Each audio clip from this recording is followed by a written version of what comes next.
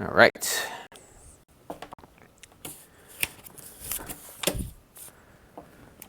We're gonna start up here in just a second. Once everything is functional on both of the platforms in which I stream. So it looks like we are live on Amazon. And once the YouTube thing comes up here, I will check and see how my lip sync is looking here.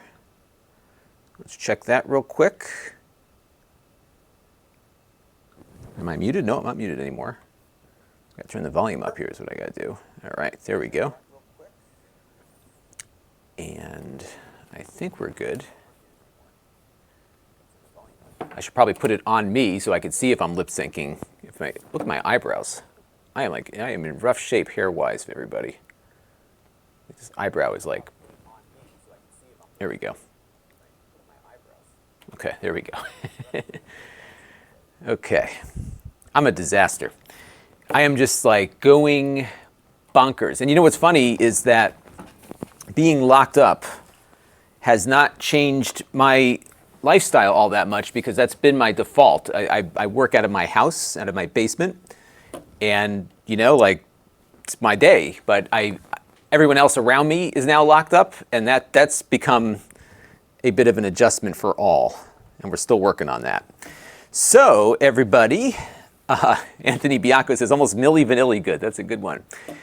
So today we are taking a look at the Blink Mini, and this will be one of these live streams where I'm shooting my review as we do the live stream. So you're going to see me like do multiple takes, and if for those of you that are joining the stream right now, if you don't mind, just letting folks know why am I repeating myself? It's because we're going to have takes that aren't going to work, and we're going to have to shoot things over again.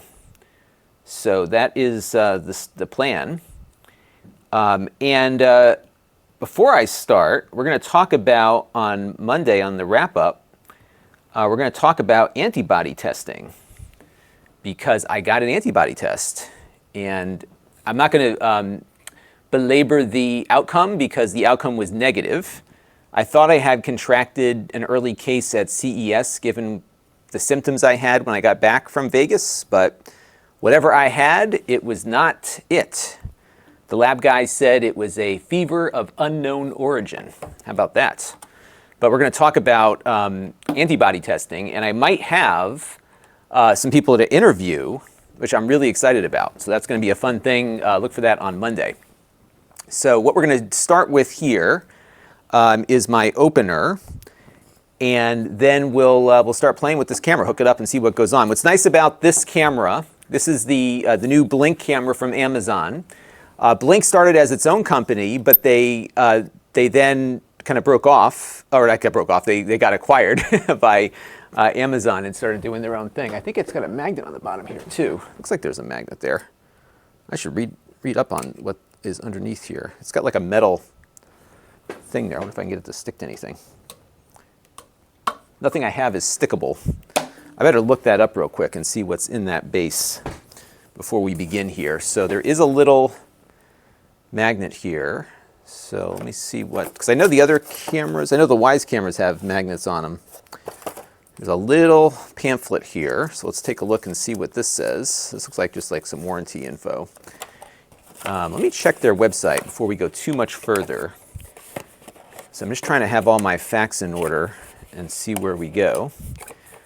Somebody wants to know what iPhone case I have. So this one, this is a Catalyst, and then I don't know if you saw my Android phone. I was going to use this for the demoing, but I couldn't, my password, I don't know what my password is for Blink. It works on my phone because I set it up like years ago and never went back to it. And now I can't get into it from my Android phone. So we're just going to go off of this. I'm monitoring the Amazon chat on my iPad now, so we'll get all that going. But I just want to check on the Blink Mini and whether or not it has a magnetic base, because that would be interesting if it did. Let's take a look. You know, I'm just going to, let's see, introducing. So I just wonder why it's got these little metal things on the bottom. Here, check it out. See, it's got like this metal thing there. And it looks like they come out. It just looks like it should, I mean, it's recessed too far, I think, to be a magnet, but let me just double check on that. They sell a base for it separately, which is weird. So like, why would you do that if it already comes with one? But let me just dig around here real quick. Because what's funny is like the little things that you don't think about are the things that people ask. And you know what I'm going to do? I'm just going to put this box in the frame here real quick. I'm just going to go stick it to something that I know is magnetic and just see if it sticks to that.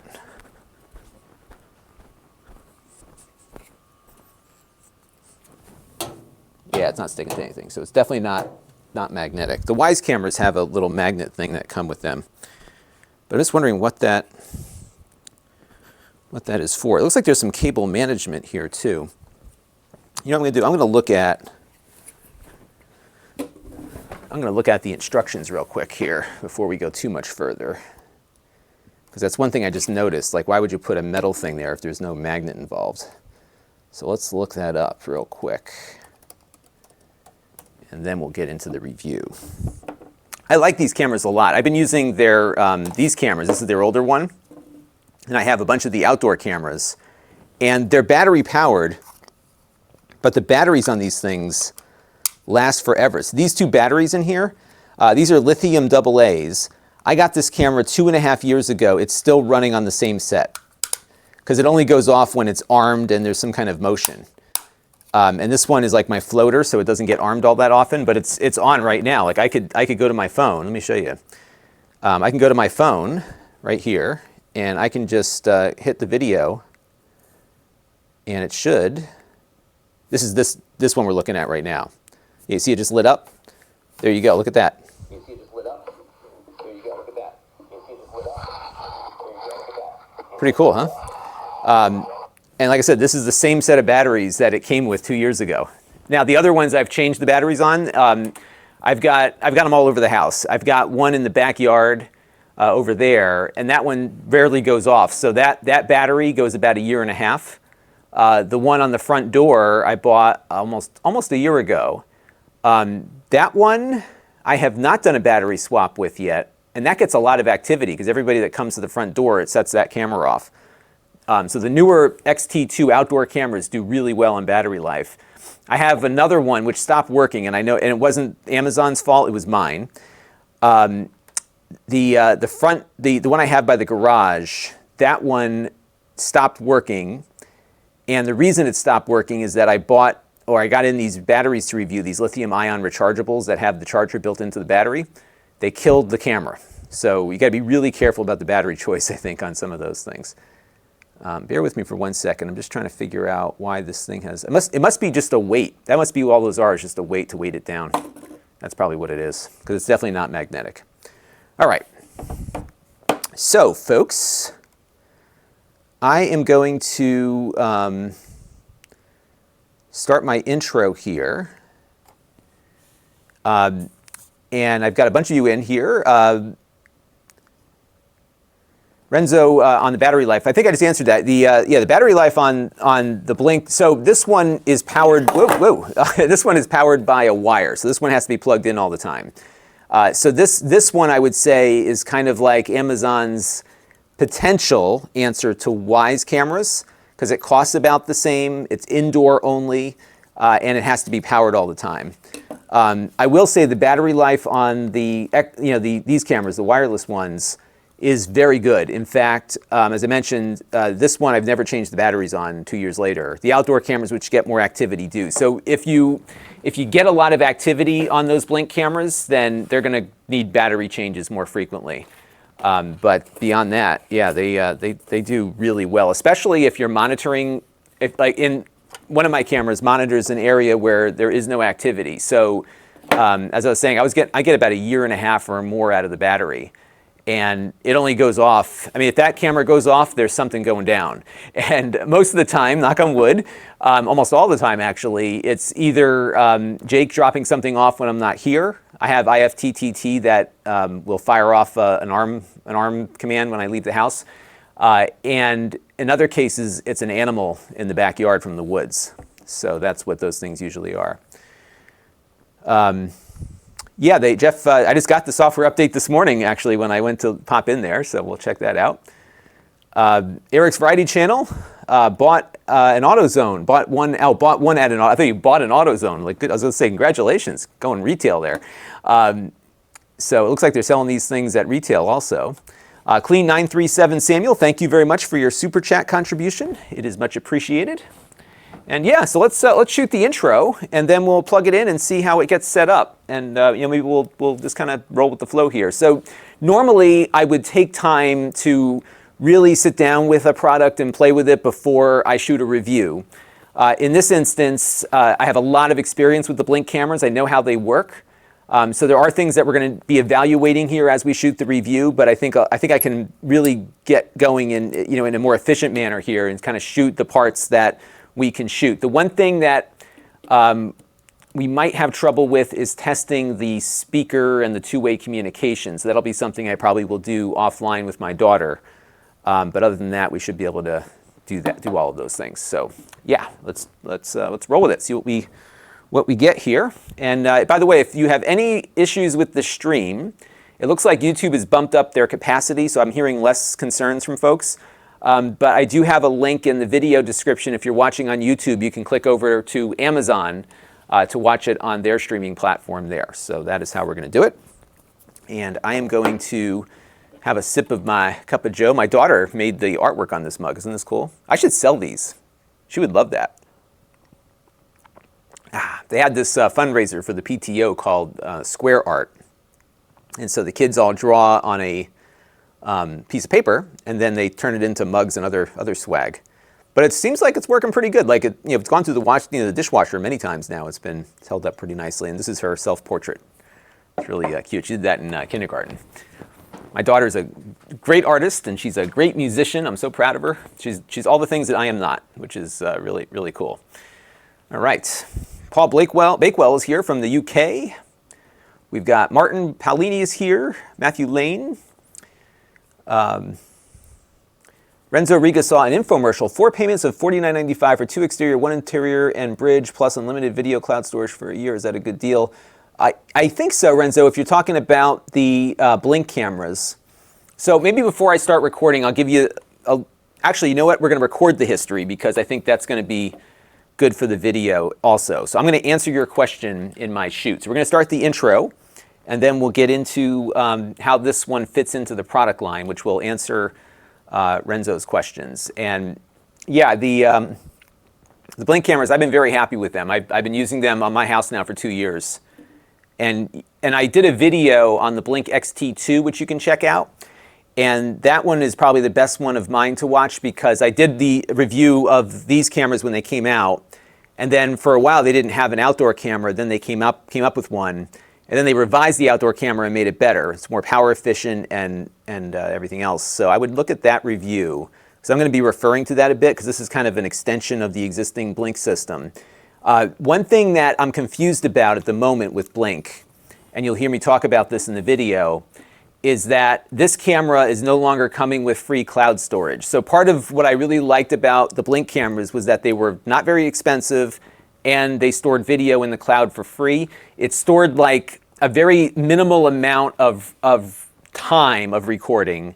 But the way these work, and we'll see how this one maybe works differently, is that because they're battery powered, they don't record very long. So I've often considered these kind of like alert cameras to let you know that somebody's in your driveway. You'll get a recording out of it, and then it pushes that recording up to the cloud immediately. And what it does is it stores, I think I want to say like 4 to 10 minutes of video, not very long, but the clips are so short that it just kind of continually rotates those clips out. So that was the deal with Blink for a long time. In fact, there wasn't a subscription option. This one now has no cloud recording. The old ones still do, which is confusing to me. And then you can, if you want, and you don't want to do the cloud recording, they're going to sell a new base module that will do local recording that you can access remotely. So that might be an alternative. If you don't want the subscription fee, you can buy the device that will record locally and you can grab your footage from there. So that's kind of the process. Matthew Lane, thank you very much for becoming a member of the channel. Thank you for everyone for your support. And today is Saturday. I don't normally work on the weekends, but now every day is the same, so why not? That's what I've been doing. And I've also found that it's a little therapeutic just to come down here and get some work done, because it's like my poor kids are just going out of their minds upstairs. They just need to be back at school. And unfortunately, it doesn't look like we're going to get there. But we're getting by, no problem. I mean, we're healthy, everybody's good. I mentioned to everyone right when I started the stream, I had thought perhaps I may have contracted this thing when I was at CES this year because I had all the symptoms. But I took an antibody test, and I'm going to talk about that on Monday, and I came back negative. So I did not have it. So I've got to keep myself locked up here for my health and those around me. Frank wants to know, are these certified for Apple HomeKit? They are not. They are not. It does work with the A word, which we will be exploring in this review, but they do not work with HomeKit. And I've been, one of the things that I've been looking for in reviewing home devices are devices that work with everything, HomeKit, Amazon, and Google. And there is a new doorknob, or it's a door lock system that has an integrated camera, which is really a neat thing. I'm going to try to get that in because that actually works with everything. All right, let me shoot my intro here, and then we'll dive into this and see how it works. 3, 2, 1. Hey everybody, it's Lon.TV. We're taking a look today at a new Blink camera. We haven't seen one of these in a while. This is called the Blink Mini. This is a low-cost security camera from Amazon. Amazon bought Blink a little while back. And just as a refresher, I almost dropped it here, these were what the Blink cameras started as. They are wireless battery-powered cameras that you can place inside your home with this indoor unit, and they also have outdoor weatherproof units too. This new camera is powered continuously by USB, and it is not weatherproof, so it's designed to be used inside, and it complements the other cameras in their line. And we'll take a look and see what this one offers. I would definitely suggest you check out my review of the Blink XT2, because we're going to dive in that review to a lot of the detail of how the system works. Here we're going to be focusing on this camera to see how it differentiates itself from other cameras. I think I want to start this again because I'm going into the weeds a little bit and I'm confusing people. Let's go through the comments here. Matthew Lane is working from home too. Yeah, a lot of us are working from home. And I've been working from home for the last, even before I started doing this full time, I was working from home a couple days a week. Believe it or not, I used to, one of the things I did in my old job was support the Amazon account. So I used to run all the vendor relations with them. All right. And that was a lot of work, so I used to stay at home. Eric's Variety Channel tries not to work on Shabbat. I'm in one of those, I should not be working on Shabbat either, but there's a lot of things that I don't do very well as a member of the faith. I do have a box of matzah upstairs from last year. It tastes exactly the same. It doesn't go bad. 3, 2, 1. Hey everybody, it's Lon.TV. We're taking a look today at the new Blink Mini camera. This is a new product in the Blink line. We looked at a bunch of their cameras in the past. This is their previous generation indoor camera. This new one is, I guess, a replacement. I don't know if it is a replacement. Let me start this one more time.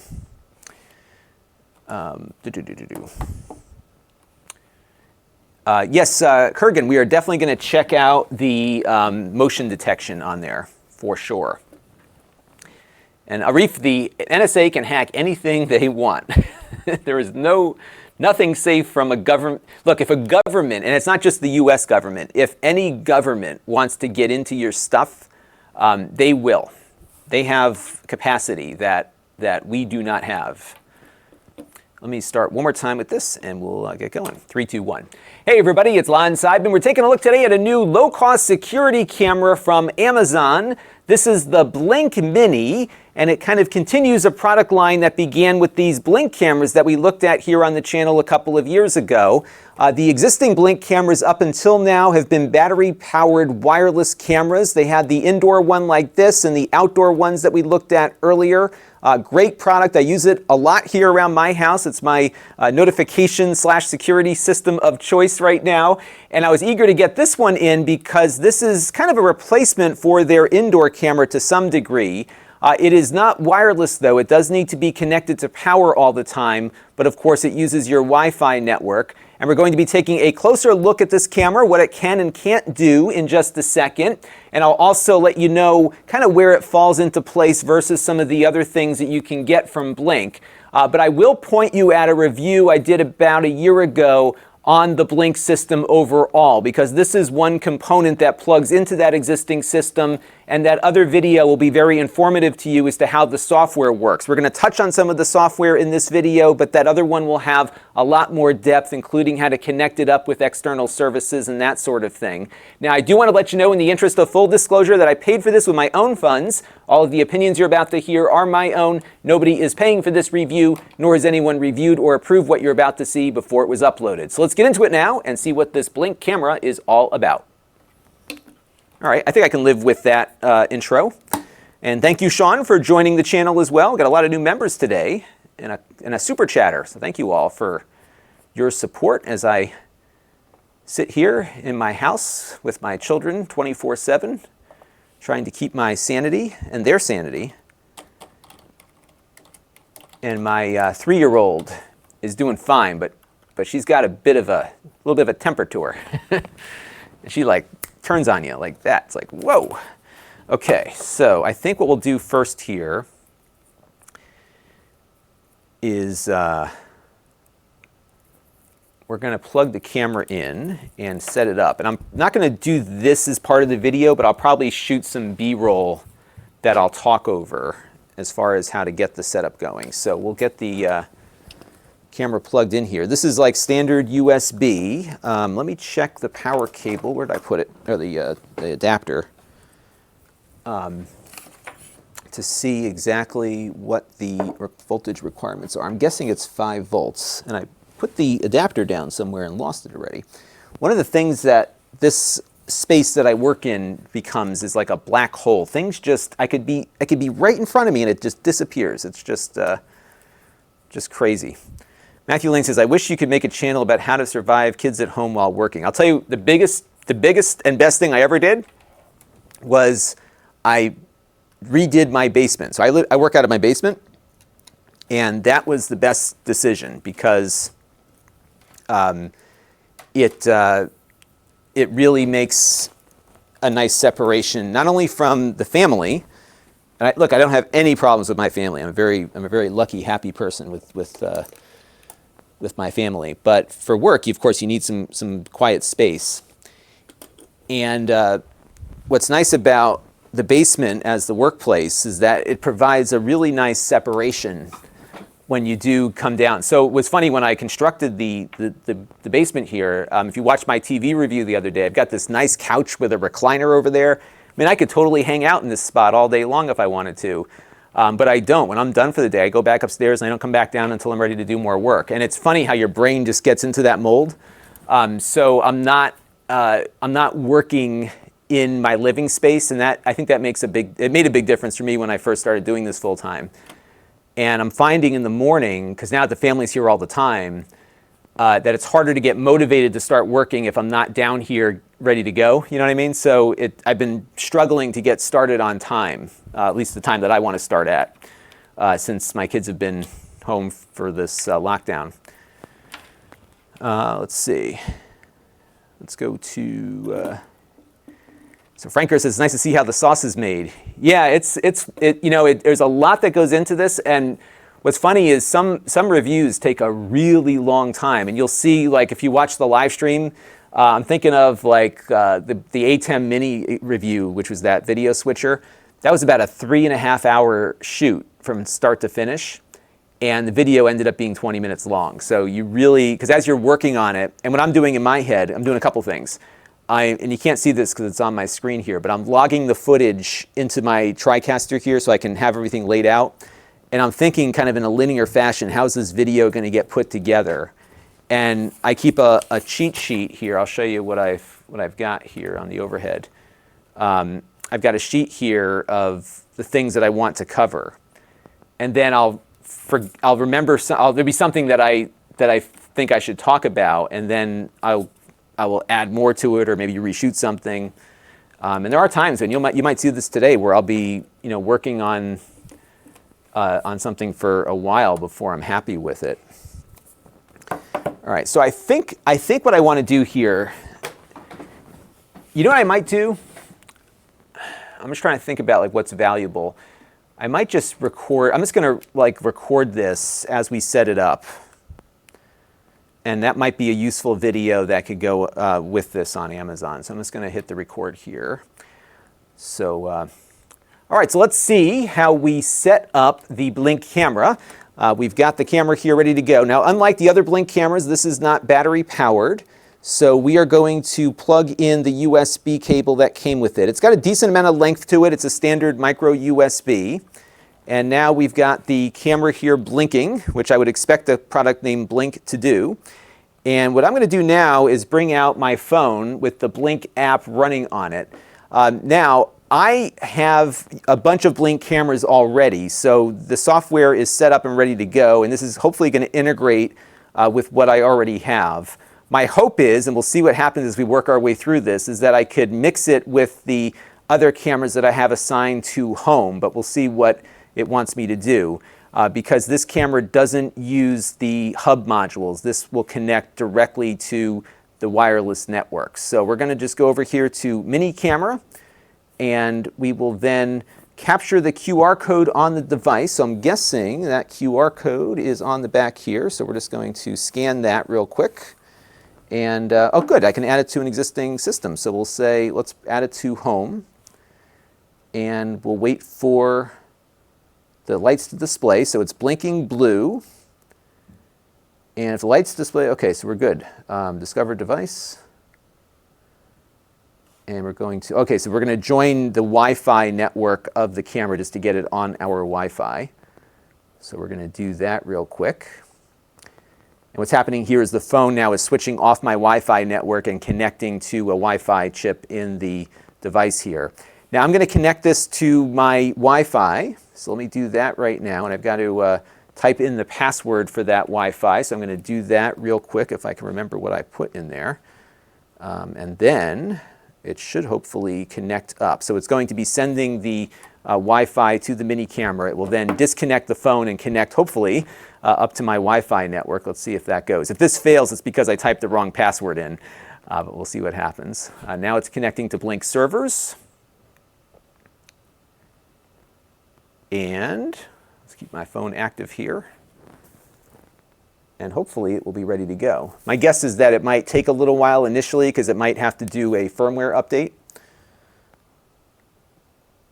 And this just came out a day or two ago, so I'm sure there's probably some update that it's going to drive down.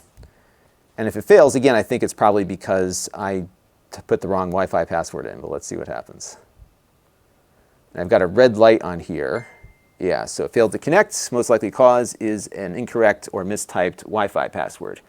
Okay, so let me try this again, and I'm going to discover device. We'll join the network again. Take two. I got to type in the right Wi-Fi password this time. Let's see what happens. Oh, it's not. If the lights don't blink blue and green, press and hold the reset button. So let's see. Actually, this might be informative. So we did have a failure here because I typed the wrong Wi-Fi password in. And because I typed the wrong Wi-Fi password in, it's lit up red, and we have to hit the reset button, wherever that is. So where is the reset button? If the lights don't blink in blue, steady green, press and hold the reset button until the lights flash. Where is the reset button?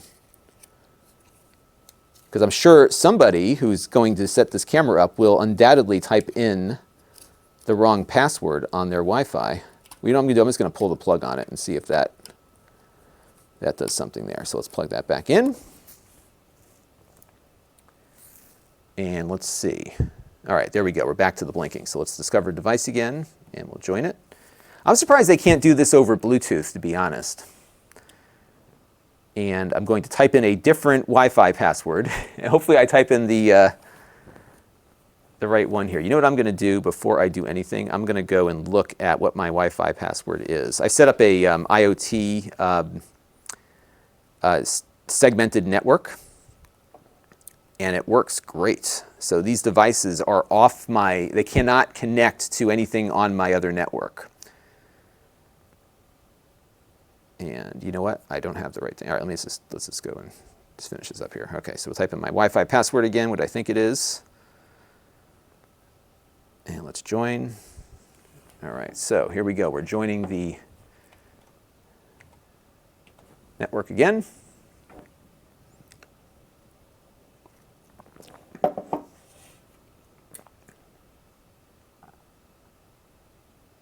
Okay, here we go. So it looks like we got on the network now, and it is updating the firmware.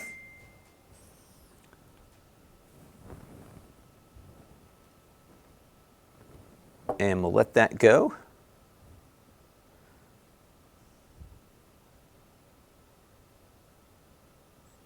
Okay, mini camera has been added to the home system. So we are done. Let's take a look and see your new camera's here. Tap here to take a photo. Got it. So what you do is you tap on the photo here, and that will just take a still shot. And that will become the image that kind of is the thumbnail on there. And you know what I'm going to do here? Hey, Jake, use this as an outro for this part here. And there you go. The camera is set up and ready to go. All right, good. So now we've got some B-roll / extra content. And we'll do 6001 B-roll of setup. Okay. All right. So now we're going to do a quick hardware overview, even though you've all seen the hardware overview already. And we'll then jump in. So this is a 1080p camera. Yeah, I'm going to do a video. Tech is my passion. It's on my list of things to do. I got one of those Unify Dream Machines. So if you don't know Unify, they are I would say a very affordable enterprise level networking solution. I used to use them at my day job, and you can really piece up a really, I think, advanced home or small business network, even a large business network. Great interface. I mean, it's just an amazing system. And one of the things that their access points allow you to do is set up VLANs on the Wi-Fi access point. And you can have a single Wi-Fi access point with, I think, 4 or 5 or maybe 7 or something. I forgot the exact number. You can have a number of different VLANs assigned to specific SSIDs, even though they're using the single access point. So what I have in the house now is that all of my IoT devices that use Wi-Fi connect to an isolated VLAN through those access points. So nothing on my network that I use for my personal stuff, that network cannot connect to anything on the IoT network and vice versa.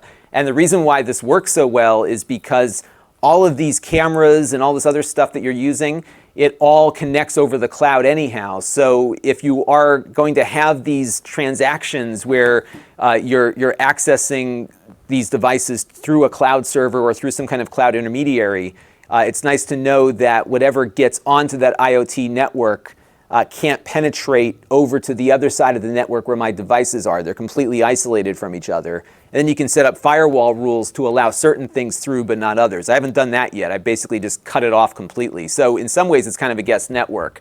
And actually, my advice to all of you would be, if you don't want to go nuts on setting up a separate VLAN and all the other stuff, most routers have guest networks built into them. And a good practice would be to have all of your light bulbs and all of your other IoT devices connect over to the guest network, because then those will be isolated from the other things that are on your network, and that works out pretty well. I found some of the larger brands like Blink and Ring and the things that are coming from companies that have some resources behind them, they tend to update their products frequently. But a lot of times you might have like some random light bulb you bought a year ago, never thought about. These are little Linux servers, and there could be a real problem down the road if there's some vulnerability that light bulb doesn't get patched for. So having those things isolated means that if somebody were to break in, the worst they can do is just see that you have 5 other light bulbs on the network. I mean, they could run a botnet or something out of it, but generally you're better off, like just isolating everything. So yeah, Jai, yes, you can connect it up to IFTTT. You can do that. And a good question from somebody here about the high alert. Yes, so let's take a look. See if it has a temperature feature. That is a good question. I didn't think about that. So let's go and look at the settings here to see if there are temperature settings here. So I may need to add that to my list of things to talk about. Because I'm sure people will be curious what settings are available. So let's take a look. We have the activity zones, so that's cool. We have those on the other one. They don't have the detail that I'm seeing on the newer outdoor camera, but you could set up zones here so you can gray out zones that maybe have a lot of motion if you just want to focus on one area. I should be saving this for the video, I think, but so it does not appear to me that this has the temperature on it, because if we go over to, let's go to my front door camera, for example. Usually at the bottom, where do they? Yeah, so you can see it's got temperature here front and center, and I can set temperature alerts. It does not appear. Yeah, this one will only do motion. And I'm going to call this mini. Let's call it mini cam. So that way when we pull out our A-word device in a little bit, we will have a better view of that. And I just want to adjust down my camera here just a little bit because it's a little washed out there.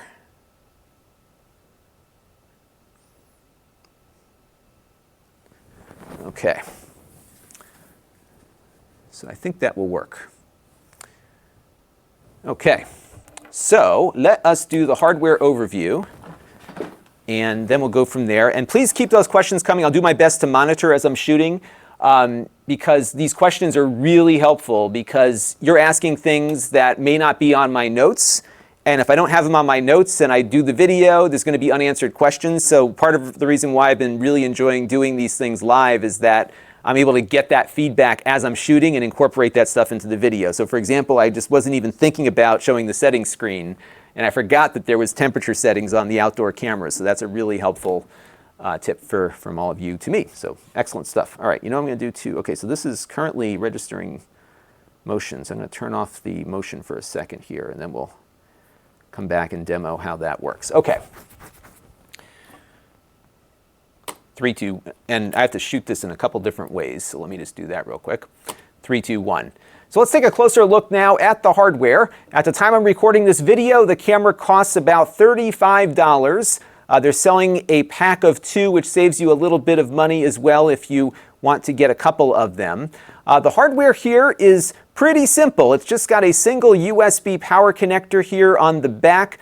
They give you a AC adapter for the wall, but you could plug it into pretty much any USB power source. So if you wanted to, you could probably run it off a battery, like one of those big lithium-ion batteries, but generally it really wants to be plugged in all the time. And remember that this camera needs to be inside because it is not weatherproof. The camera itself is 1080p. It supports two-way communication. We'll be exploring that in the review. And it also supports night vision, and it will do what else? Night vision, 1080p. What was the other thing I wanted to talk about? Let me play this back now. I don't go on a script, and the reason I don't do scripts is that it would take me just as long to write the script as it would be to shoot it. So if I'm able to talk for 2 minutes at a time, usually it works out pretty good. So what we're going to do here is we're going to log this clip, and then we're going to play it back, and I'm going to compare against my notes, make sure I covered everything in this section that I wanted to cover, and then I move on to the next part. That's how I usually go about doing that. And I think I answered Jai's question. I can't remember if I did. It does connect with IFTTT. In fact, I use that all the time because when I leave the house, I have it arm all the cameras automatically. All right, so this is going to be hardware overview part 1. And let's play this back real quick. and you're not seeing double, we're going to actually play it back. 3, 2, 1. So let's take a closer look now at the hardware. At the time I'm recording this video, the camera costs about $35. They're selling a pack of 2, which saves you a little bit of money as well if you want to get a couple of them. The hardware here is pretty simple. It's just got a single USB power connector here on the back. They give you a AC adapter for the wall, but you could plug it into pretty much any USB power source.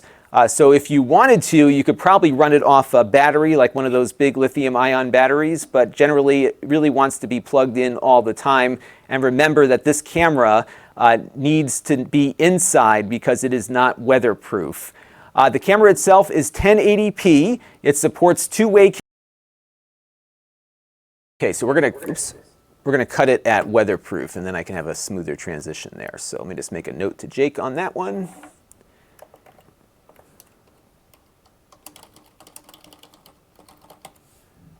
Okay, all right.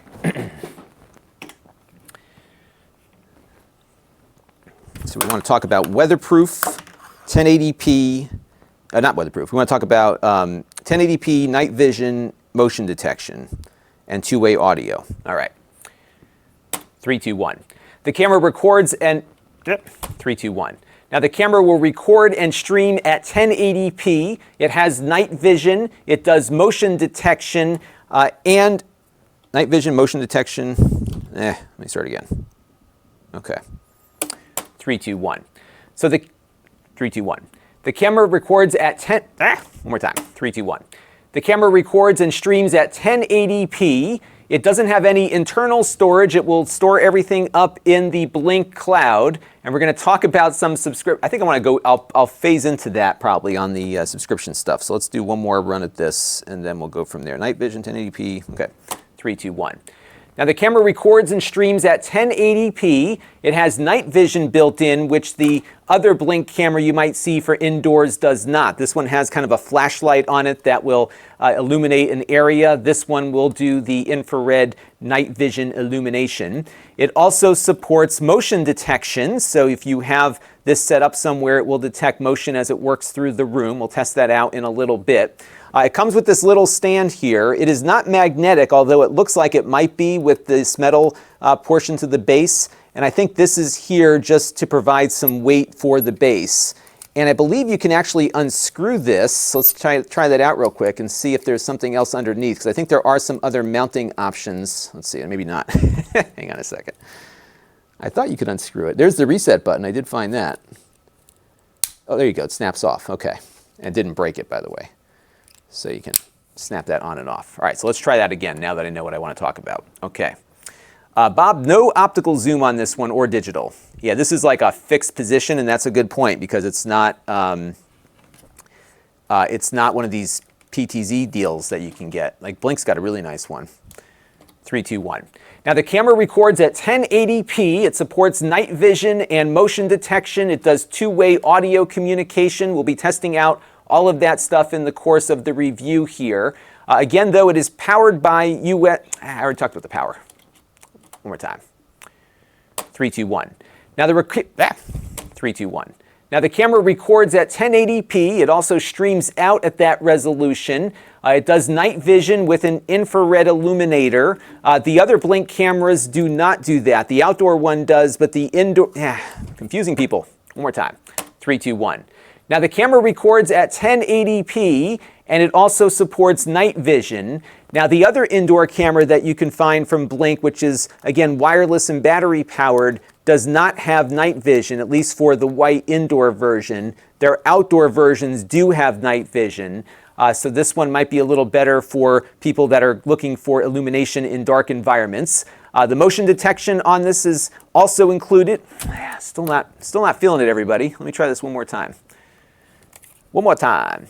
A couple people, by the way, are asking about the camera and third-party devices. It does not work with like a DVR system or something like that. The Wise cameras do. You can actually install a custom firmware from them that will allow you to use some of their features from the cloud, but also transmit to a security DVR. These will not support that. And we've got to talk about that subscription thing that they're doing here too. All right, there's a lot to talk about on this camera, more than I thought. 3, 2, 1. Now the camera records and streams at 1080p. It also supports night vision with an infrared illuminator. Now the other Blink camera that we've looked at here in the past that's kind of designed for indoors, again, is battery powered versus the USB powered version here. But the other one doesn't have the night vision. It has a light that lights up when it detects motion, but it doesn't do the infrared illumination like this one does. So depending on your circumstances, this one might be a little bit better for that. But again, you do need that power source going all the time. It does support motion detection, which we'll be checking out, and it can do two-way audio communication too.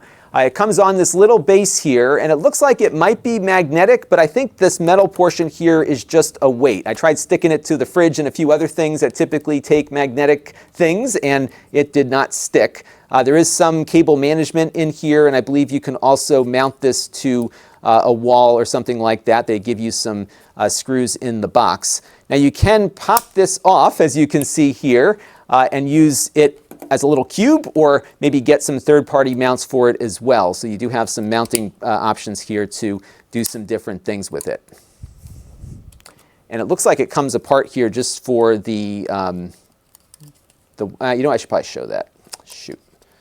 We're going to do this take one more time, everybody. Even though it was a good take, I want to show some things that I did not effectively do here. So we're going to just take it from that 1080p thing again, and then we'll go from there.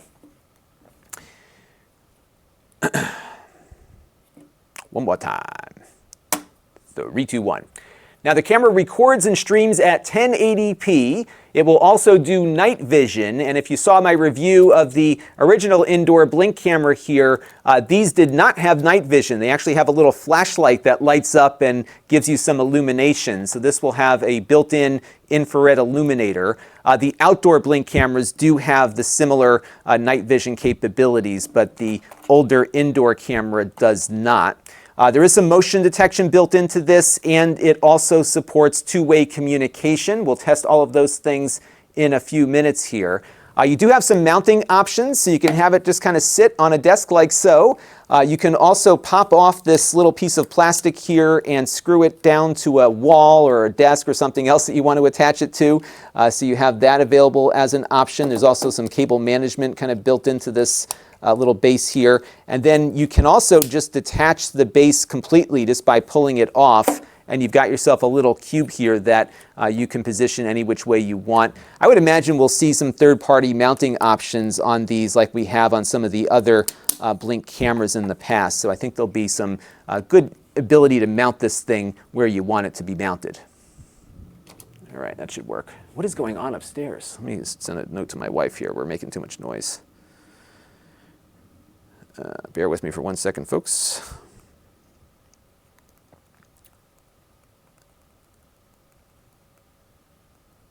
All right. Somebody is riding some kind of vehicle.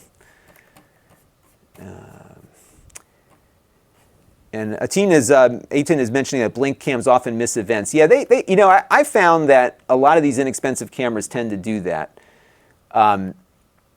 And the problem with the Blink cameras, especially the wireless ones, is that they're always balancing power savings versus the recording. So there's often a bit of a pause in between events. So if you have multiple triggering events, it might hit in that neutral zone where it rests so it doesn't kill the battery too quickly. All right, so this is going to be mounting options and resolution. All right. There we go. Okay, so I'm just going to check and make sure. All right, we're going to talk about the subscription option next, because that is exactly what we're going to talk about next, Thomas, and that is one of the areas of confusion with this product is the fact that it has a subscription which the other Blink cameras did not have. And that's something people need to be aware of. And I just want to check one other thing here. I'm just curious if this will fit. Oh, it does. Look at that. Oh, great. We got to do another little. So here's something neat. We're going to have to shoot this part again. Sorry, everybody. So this is part of the process, is that you discover something. So the the mounting hole on the bottom here is compatible with that. John Calvo wants to know, can it be connected to a non-broadcasting SSID? Yeah, I think when I was setting it up, you could manually put it in there. So we're going to do that take again because we've discovered something else. This is my workflow. This happens all the time. Because what will happen here is I'll put down my notes and I'll think about all the different things that I want to talk about. And then you'll discover something like, oh, look at that.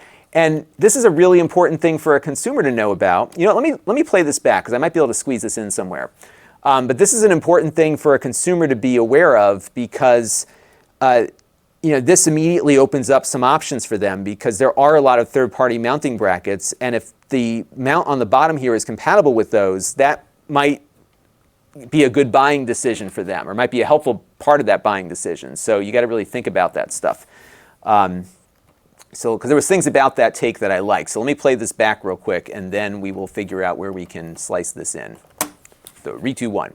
Now the camera records and streams at 1080p. It will also do night vision, and if you saw my review of the original indoor Blink camera here, these did not have night vision. They actually have a little flashlight that lights up and gives you some illumination. So this will have a built-in infrared illuminator. The outdoor Blink cameras do have the similar night vision capabilities, but the older indoor camera does not. There is some motion detection built into this, and it also supports two-way communication. We'll test all of those things in a few minutes here. You do have some...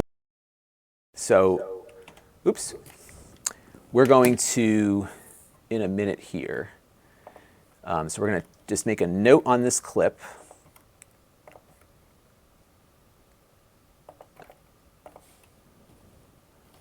Cut. In a minute here, because this is kind of a cool little feature. So we don't need to redo the whole thing. So we're going to pick it up from where I said in a minute here. And again, I'm trying to like think about, because what we do is we have a very simple editing workflow. So we don't have to go through a lot of B-roll shots after the fact, which is why I'm able to push out so much content as I try to edit as I'm shooting. So I'll leave notes here to do that. Okay. 3, 2, 1. Now the camera comes with a little base on it, and there are some things that you can do with this base that go beyond the obvious. The first is that you can pop off this little plastic ring here and screw it onto a wall if you want. They give you some screws in the box for that. Looks like there might be some cable management built into this as well if you want to make the cable a little less conspicuous. The other thing that is neat about this is that you can pull the base off completely.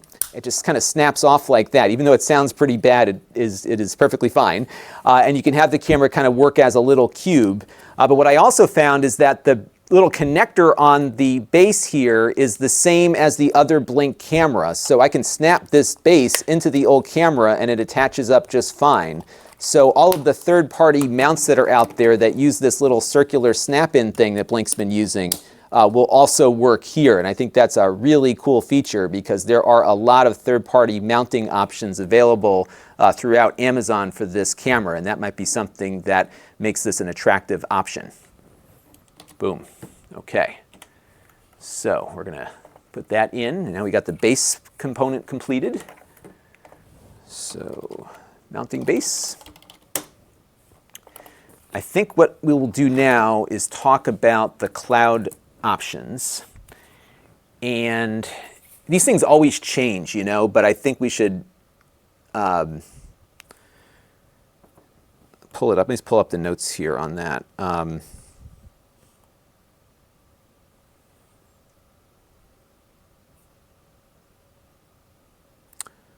Give me a second here. Okay, so let's do, it's been a really crazy week. I get so many friends calling me now about tech questions because everyone's working from home, and it's funny, just lots of consulting calls.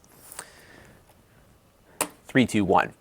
Now the cloud storage options on this camera are a little more confusing versus the older Blink cameras. So the existing Blink cameras, not this one, offer some degree of free cloud storage. When the cameras detect motion, it sends that video up to the cloud. It keeps a certain amount of that cloud video available to you to review later. And then as that buffer fills up, it erases the older ones on the cloud side. But you never have to pay a subscription fee. This new camera is changing the model a bit. Now, Amazon says if you're an existing Blink camera owner, your existing cameras don't change how they store cloud video. But this one now has a subscription tied to it, and that's a bit of a bummer. So the deal with this one now is it's going to be $3 per camera per month, or you pay $10 per camera per month, and then you can have, I'm sorry, that isn't $10 per camera, it's unlimited. Unlimited cameras at $10 monthly. Okay, let me do that one more time. 3, 2, 1. Now, the one confusing part of this new camera is the cloud storage component. So this new one does not come with free cloud storage. You will get a trial to the cloud storage that they're offering, but you will eventually have to pay to store video from this camera. The existing battery-powered Blink cameras are still running under a different deal that do give you some degree of cloud storage. All of the motion events are sent up to the cloud. You can store a certain amount up there, and then they will erase the older clips as it kind of loops through. This one will have none of that. If you don't pay the subscription after your trial is over, it records nothing in the cloud. The cost is going to be $3 per camera per month, or you can do a plan at $30 a year per camera. But you can also pay $10 a month and get unlimited cameras, and that is also available on an annual plan for $100. And I think it stores about 2 months of video up there as part of that subscription deal. So it's kind of confusing. They've kind of bifurcated out how they're doing the cloud storage on these cameras. But there's going to be another option where you can record your own storage and have it available to you through the internet. They're going to come out with a new base module for Blink that will store video onto an SD card on that module. And that's not yet available at the time I'm recording this video. We'll cover it when it does come out. So there will be a free option, but you're going to have to host the video yourself on premises. All right, I think that makes sense. Let me know how that works. Hello? Okay, well, Daddy's right in the middle of doing something right now. Can you see? This is what happens. Let me give me. Okay. How come we have children invading me down here? I was brushing my teeth. Okay. So this is the routine. Okay. Daddy's filming. He's live. Yep, we're doing some live stuff, everybody. This is like that guy on the BBC when everybody comes in, and now my TriCaster is crashing. Everything's going downhill right now. Hopefully the stream is still running. So bear with me for a second, everybody. We've got to get the TriCaster back up. It looks like we're still streaming, which is good. This is the second time this week the TriCaster has crashed. Coincidentally, at the time my children walked into the room. So let's see. Give me a minute here, folks, and get this arranged. Are you heading out? I'm just going to take them for a drive. Okay. And bear with me, everybody. We are still in a crashed situation here. Usually the TriCaster comes back up, and I'm hoping it does. If it doesn't, I may have to cycle the stream here, but give me a minute here for it to reset itself. So in the interim, I can take some questions, because the entire TriCaster hasn't crashed, just the interface that I use to operate it. It's just so funny that happened right when the kids came down here, isn't it? But we will get back this thing in a second here. I think that clip works. So that's been the confusing part about the video storage on this, is that they are requiring a subscription to this versus not. And I just need to wait for the TriCaster to come back up. And I may have to actually cycle power to this thing, which would kill the stream. So I'm going to give it a second here. So, oops. Well, when you guys come back, we'll play some games upstairs, okay? That sound good? No? Well, you go out for a ride, you get some fresh air, it'll be nice. Okay. All right, so we need to just hang tight here for a second until my TriCaster comes back up. So how are you all doing? What's new in your lives? So I'll take some questions here while I'm waiting for my TriCaster to fix itself. It may not fix itself until I reboot. Jai is wondering if the Blink camera is trying to match the Wise camera. I would think so. I think that's, one of the things that Amazon has some insight into is the sales volume of these lower cost cameras. So I can certainly see that being a component of something that would be attractive to them, and certainly they know what the market might look like for that. Again, the big disappointment here is that they're not giving you the same storage on these as they are on the other cameras. So that's one area of concern. This is bothering me that I can't actually continue working here while this thing. I think my TriCaster may be ending nearing the end of its useful life. I think that's what we're ending up with here, because it is about 5.5 years old. I have certainly done a lot of software updates on it, but I haven't swapped out the hard drives. Yeah, Pascal says, reminds me of the new norm of our corporate calls, wife, kids, and pets. Yeah, it's funny because I was mentioning how the kids never come down here when I'm working. Now they are. And the worst part is I have young children. So mine are 3 and 6. So they don't entertain themselves very well. The younger one sort of does. The older one likes interaction. She's a very social animal, so it's really hard for my older one right now, just because she misses her friends and all the interactions that she does. So that's been really tough. Cedar Lake wants to know, do I know of any Thunderbolt 3 docks that work with 2 laptops hooked up, like a KVM? I do not, and that would be a really cool feature to be able to have something that worked that way, but unfortunately I don't. Vinny T, thank you for the super chat. When will we see the review of the vacuum haircut system? Actually, it's funny, I was going to do that either yesterday or this weekend, and I'm actually behind on some things, because what happened was I had things just come up in the course of business that change your plan for the week. And this week, a couple things happened. First of all, this camera came out, and I was eager to review this because this will get a lot of traffic. People like these things. So that was one thing that threw off the hair cutting. The second thing is I'm scared of getting my hair cut by that vacuum cleaner thing. So, but the other thing is I was trying to make that stream more fun. So I'm going to try to either get my barber or the guy that invented the Flowbee on the stream. I think that might be kind of a fun thing to do. So that's the plan in the short term here. So I will let you know when we're going to do it. Maybe I'll push out an email or something. My hair is definitely getting longer. It's like I'm shellacking it to keep it under control right now. But that'll be kind of fun. Now, the other thing that happened, as I mentioned at the outset of the stream, is that I got an antibody test, and I discovered that the lab that was running this test is not far from me. So I actually went and drove it over there. So that knocked out a whole day. It was about a 3-hour-ish round trip. And then I had my school board budget presentation to do. So like that whole day was totally gone. So I missed a lot of workable days this week. So that's why I'm trying to catch up today. So once I get all that stuff out of the way, I want to get a couple things ready to go on the channel for next week. And once I have all that in place, then I'll go. What happens with me is I get very frustrated when I don't feel like I got everything done that I should have in a week. So that's why I'm trying to get this thing done now. All right, here's what I'm going to do, everybody. I am going to cycle my TriCaster here because it's not coming back up. So part of it's working and part of it is not working, and I have no way. Usually there's like a button I can push here to like cycle the whole thing. And what I'm going to do is I'm going to halt the stream. I'm going to come back. I'm not done streaming for today. I'm going to halt the stream and see if I can get it back up before YouTube cycles me over to another stream. So sit tight. I'm going to stop this real quick, and I'll be right back. And stay tuned. Oh boy, I can't even stop the stream if I wanted to. This might require a harder reboot.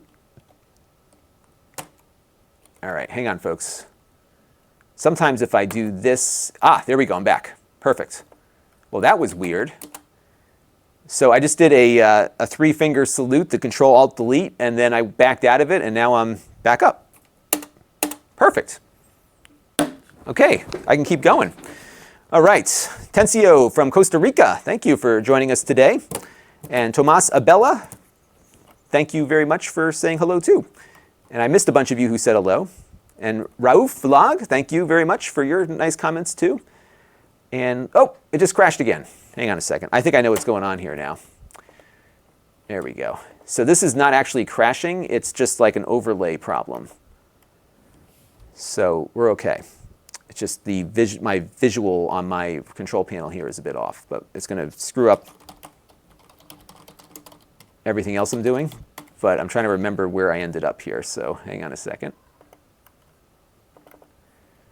Yeah, my poor kids are not doing well. Like they're okay. I mean, they're fine, but it's hard for young children to not be able to do, even going, like they love school, they can't go to school, they can't do anything. It's just been really rough.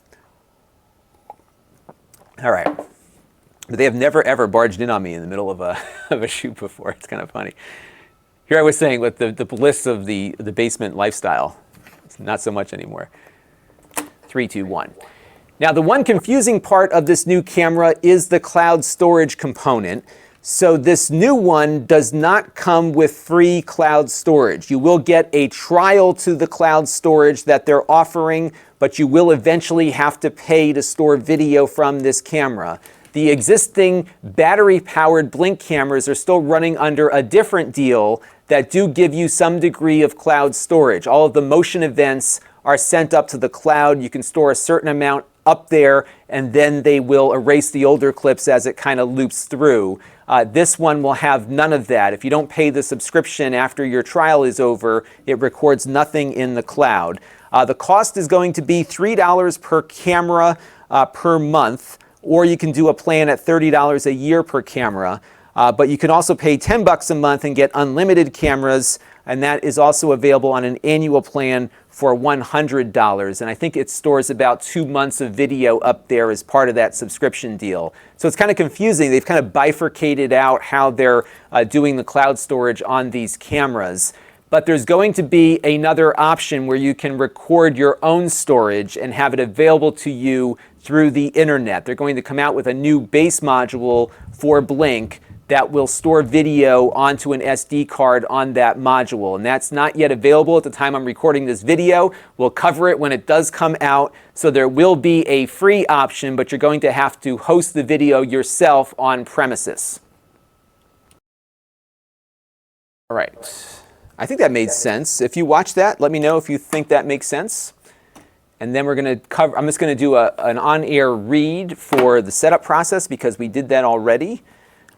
So I'll do that now, and then after I do that part, we're going to record some additional B-roll for visual quality.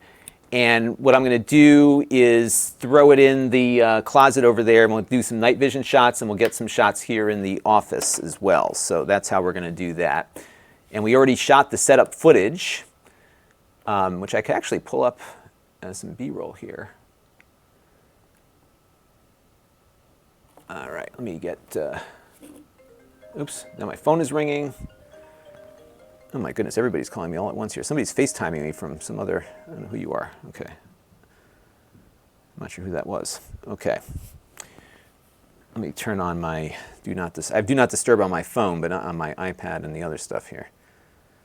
It's been, I've had, the interruptions I've been getting, it's just because, you know, you don't have any of these in-person interactions anymore, so it gets really hard to, you get a lot of usually what you do is you schedule meetings with people and you go and meet with them. But now it's just like a lot more phone call volume happening with me lately too, so that's been rough. I'm just going to check my footage here. All right, so I'm going to talk about the setup process. And I'm got to wait for the children to get in the car. They're going out for a ride, which is good.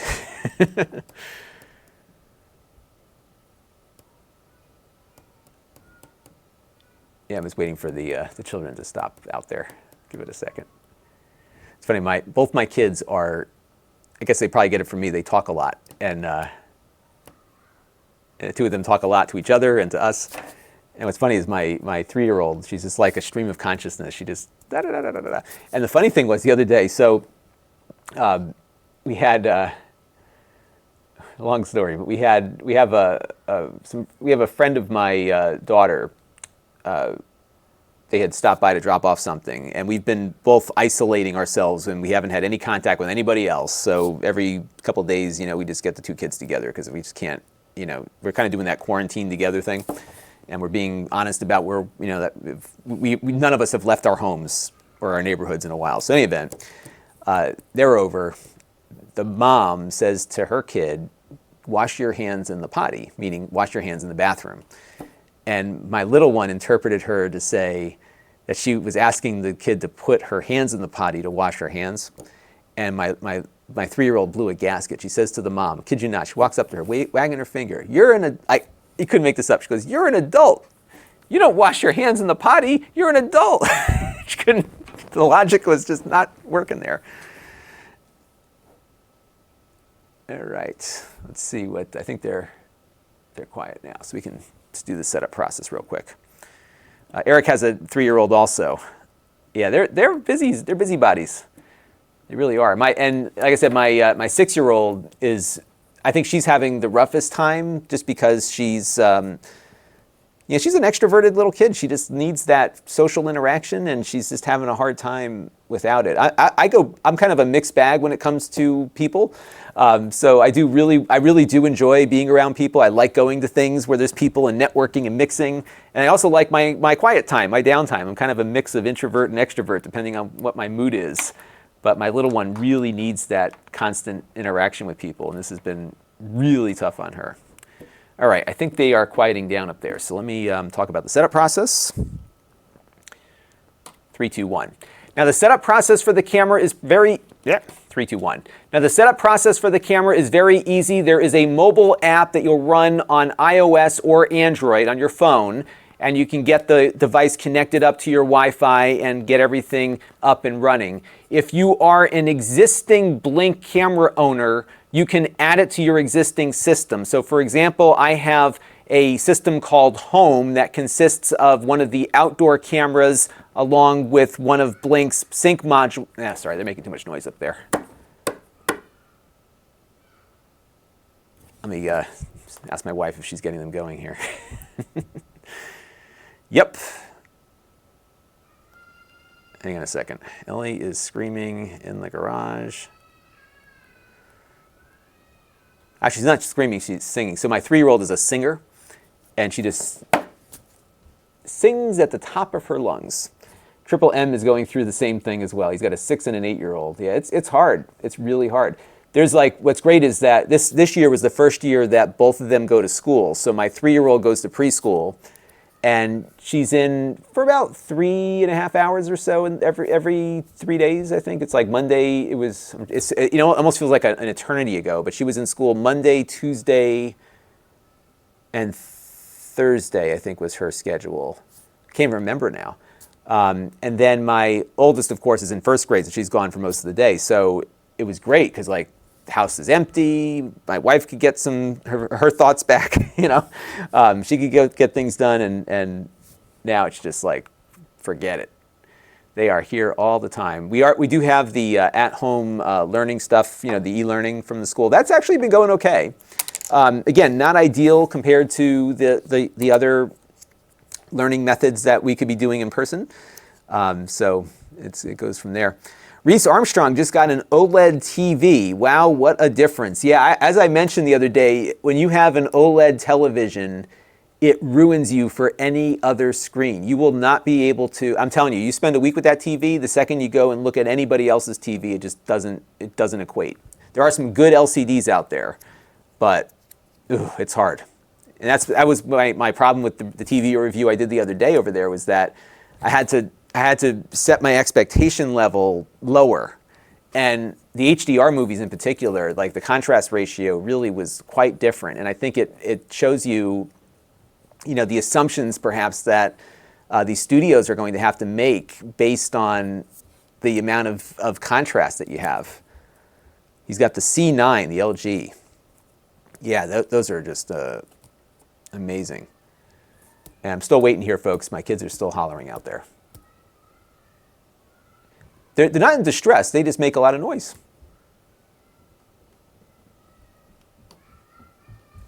Yeah, they're both singing now. Yeah. And my wife is going And she's putting them in the van. Yeah, so a lot of time wasted here just waiting for the kids to settle down. Generally, they're pretty good. Like I said, I think they're just, they are bored, they miss their friends, and I am the only friend they have to play with right now. But it's funny, my daughter and I were playing Nintendo games the other night, NES games. And it's hard because my 6-year-old doesn't like video games nearly as much as I did, and that's probably for the best.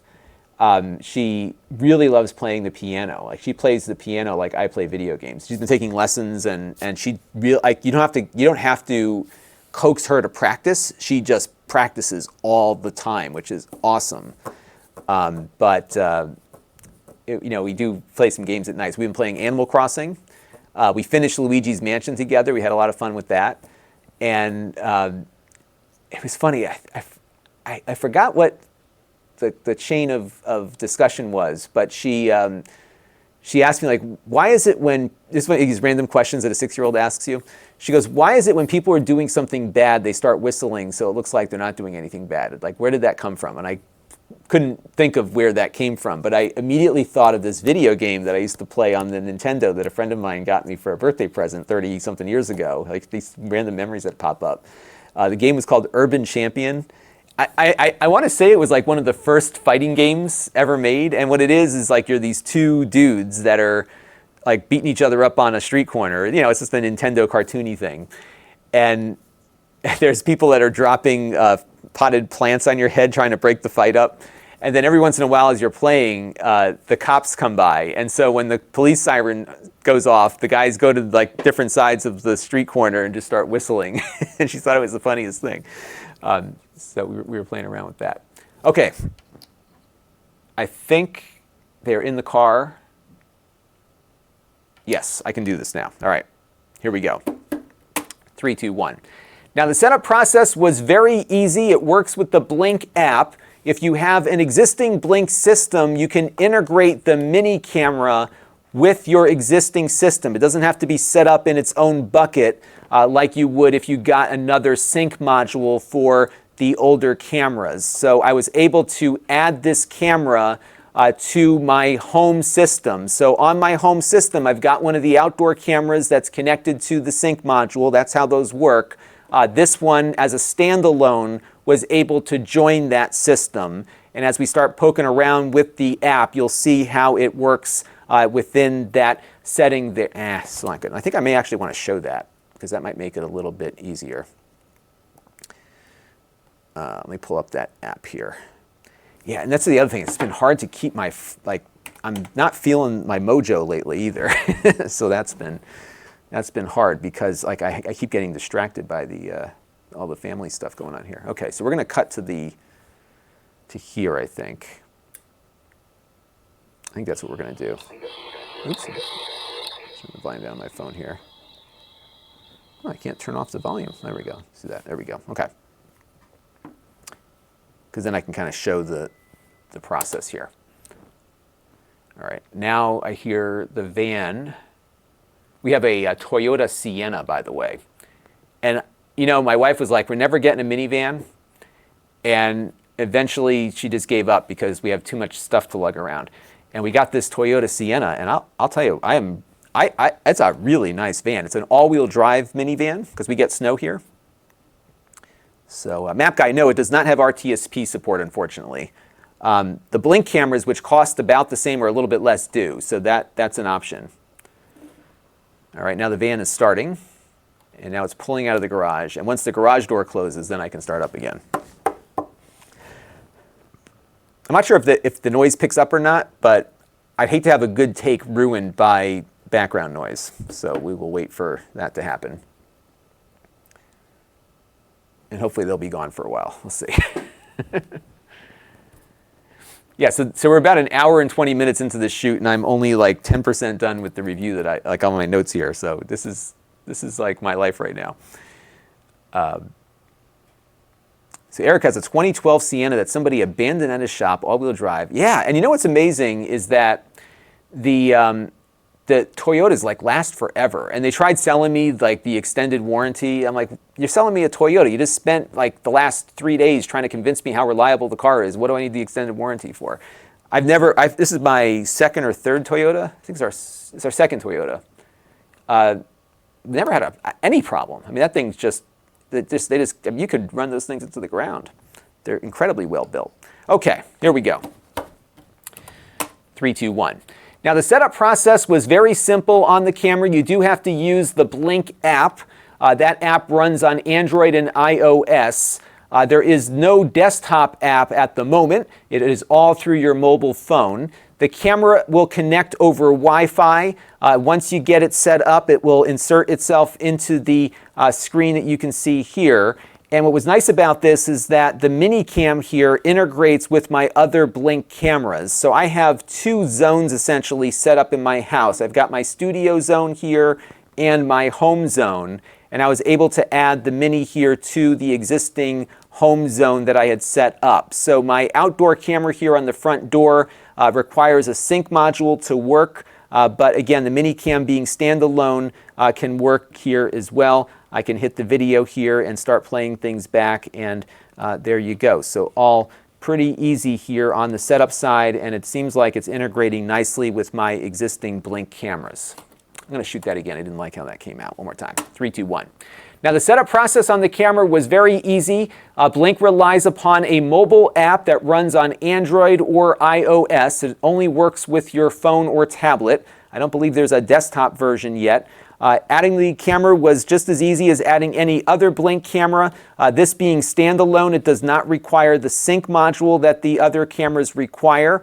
But what was nice about it was that I was able to integrate it into an existing zone. I'm like not getting my words out properly. One more time. 3, 2, 1. Now the setup process for the camera is very simple. It works with the Blink app that runs on Android and iOS. At the time I'm recording this video, there is not a desktop computer app, so it relies on your mobile phone. We've got the iPhone running here with my camera already going. Now, what was nice about this is that it works with my existing Blink cameras. So I've got this outdoor camera here by the front door. I was able to add the Mini to the mix here without having to create a separate zone for it. One of the things that I pointed out in my review of the other Blink cameras is that every sync module becomes its own zone, and you can only have 5 Blink cameras in each of those sync module zones. But it looks like here the standalone camera will categorize itself with the others, which was good to see here. And as we step through the app, you'll see that it functions very similar to how those other camera functions, but still not there. Let me start this again. All right. Bob says, couldn't hear the children until they started singing. Yeah, they love to sing, which is great. My kids love music. They're very musical, and I'm not a musician, so I'm just in awe of them. My little one, the 3-year-old, is just like, she is the loudest singer in her class, and they do music every day or two in preschool when they had it. They had a music teacher come in, and she just belts out top of her lungs, and it's been great. She goes to, we have a public preschool here in town, and I think most public schools have a public preschool. And typically the preschools are there for kids with special needs, whether they're physical or emotional or learning. But the law is that for every disabled child, you need to have a non-disabled peer. So my 3-year-old is one of the peer kids in the class, and they've been as much as loud as she can get singing. They've actually said it's been good because she's encouraging some of the vocally delayed children to be vocal. So I guess it's been good. All right, let me pick this up here. Scott's got a good question. If I had to pick only one, Wise or Blink, which would it be? Well, it depends. I'm going to answer this later in the video when I shoot it, but I'll tell you now. I think for an indoor desktop camera like this, I think Wise is a little better because you don't have a subscription, first of all. It does the recording now without an added device. The lack of the subscription is what attracts me to the Wise a little bit more. I like the Blink system, though, for my outdoor cameras. That works really well. Wyze doesn't have an outdoor camera. The Blink cameras are nice because you don't have to run any electric out to them. They have these long-lasting lithium battery strategies that work really well. So that's my my preference there. All right, let me get this clip done here. Yeah, I think, Scott, I might do a separate video, which may just be an Amazon-only thing, or maybe something I throw up on the Extras channel, just giving an opinion, a little bit longer of an opinion on the two different cameras and my feelings on them. That might be something I do. And Map Guy points out, too, that you also have the RTSP custom firmware, so you could use it with third-party DVRs, too, on Wyze, which you can't do on Blink. 3, 2, 1. Now, the setup process was relatively easy with the camera. It uses an app that runs on your phone. It's either Android or iOS, so you probably have a device that will work with it. Very easy to add the camera. You get it connected to your Wi-Fi network, and it's ready to go. I was also pleased to see, as an existing Blink user, that I was able to add it to my existing Blink system. So one of the things that has frustrated me about the Blink system in the past with their prior cameras is that the sync module that those cameras require to get online only allow 5 cameras apiece, and then as you add sync modules, you have to put them into these different zones. So for example, Studio is a zone of 3 cameras. If I added a camera on the other side of the house that was only in range of the home zone, it would have to go in the home zone, which was always a frustrating thing for me. This camera will integrate with the, I'm still not feeling this. Let me try this one more time, and then we'll get this down. I'm covering this from 2 angles because I know that a lot of existing Blink users are going to watch this video and understand some of the issues, but then there's new users who've never seen this before, and they're going to be wondering what I'm talking about. So I'm trying to come up with a means of explaining this in a way that works for both quickly. So I'm going to try this one more time. 3, 2, 1. Now, the setup process for the camera was relatively easy. You download the Blink app to your phone. It runs on iOS or Android. It was a very easy setup process. The camera connects directly to your Wi-Fi, and then it will show up in the app, and you can start doing some of the configuration. Here it is in my Blink system, and of course, I've got the existing Blink outdoor cameras running, and I was able to choose what zone I could put it into, which was nice to see.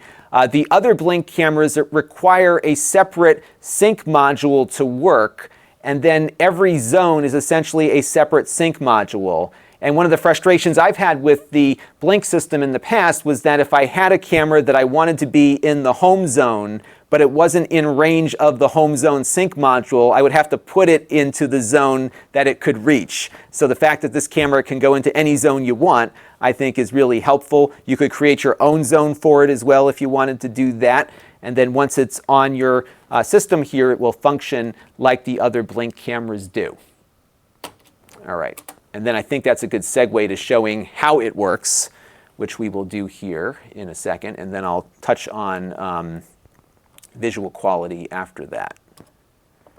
And I'm still having some rendering issues on screen here. Let me just it seems to, I have to like do this weird thing. Oh, if I move the mouse, it like, yeah, just the TriCaster is just acting up today. So we're going to rename this 6006 configuration, use B-roll. All right, and that should, if I add that, there we go, okay. And I end that clip on the overhead shot. So I think what I'll do here is we'll, just so we don't have a jump cut, we'll have it cut to here, and then we'll jump back. Oh, all right. 90 minutes in and we're finally getting somewhere. 3, 2, 1. 3, 2, 1. 3, 2, 1. Now, speaking of using the camera, 3, 2, 1. I'm trying to think about what I'm going to talk about here. Let's see. So we have the video mode, the snapshot. We have the settings.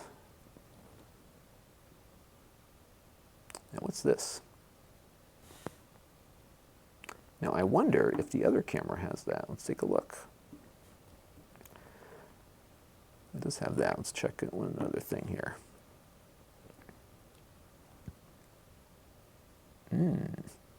Interesting. Okay.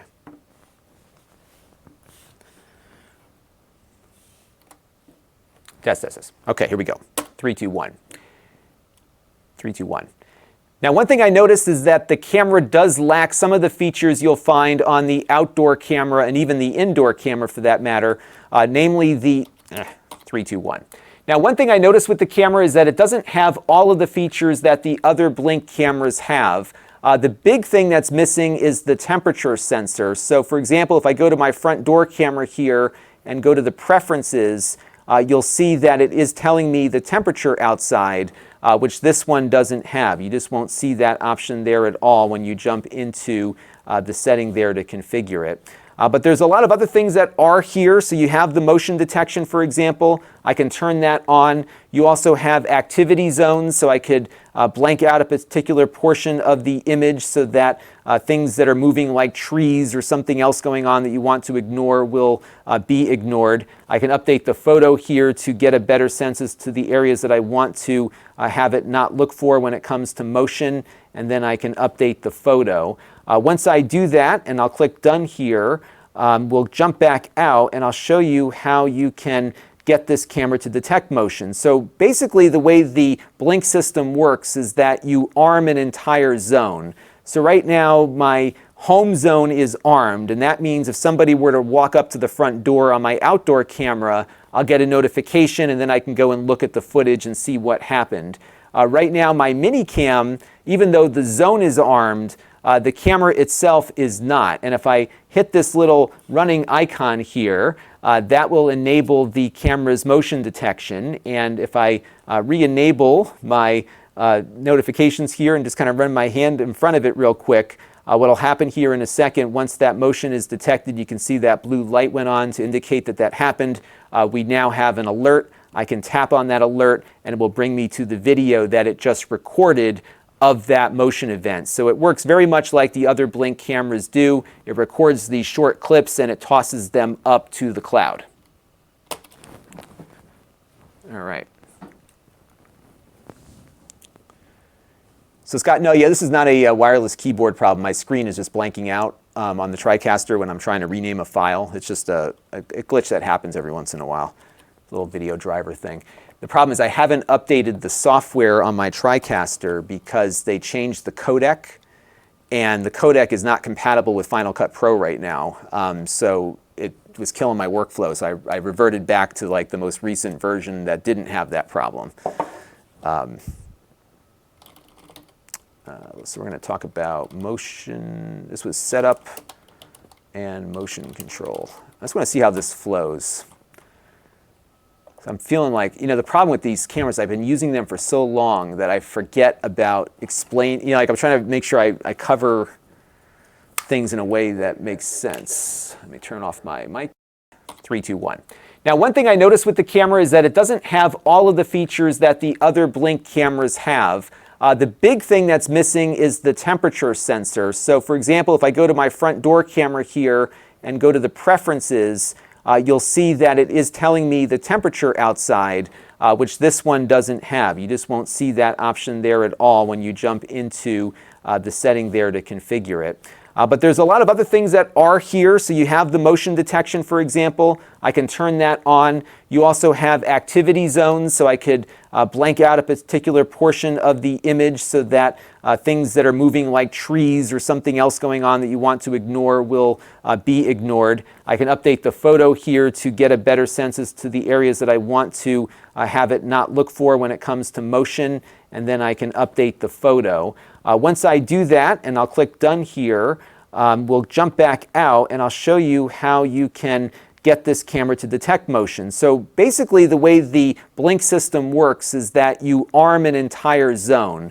So right now my home zone is armed, and that means if somebody were to walk up to the front door on my outdoor camera, I'll get a notification and then I can go and look at the footage and see what happened. Right now my mini cam, even though the zone is armed, the camera itself is not. And if I hit this little running icon here, that will enable the camera. Yeah, I'm not happy with this, so I'm going to reshoot this. because it's tough, because like this is a really hard product to review because I know a lot of the viewership is going to come from existing Blink owners, but I have to do some stuff here to at least inform the new users what they're getting here. And that's what makes this a really tough, tough shoot. So let me go back, and we're going to pick this up. I'm just trying to have this flow better. And let me delete that clip too. Okay, so we're going to just get the camera positioned here and go from there. So let's get the overhead. All right.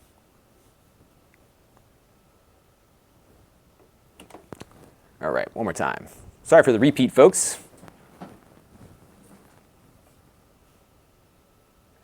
Thank you for the kind words there, Norman. Much appreciated. All right, so let's try this again here and take it from the top. 3, 2, 1.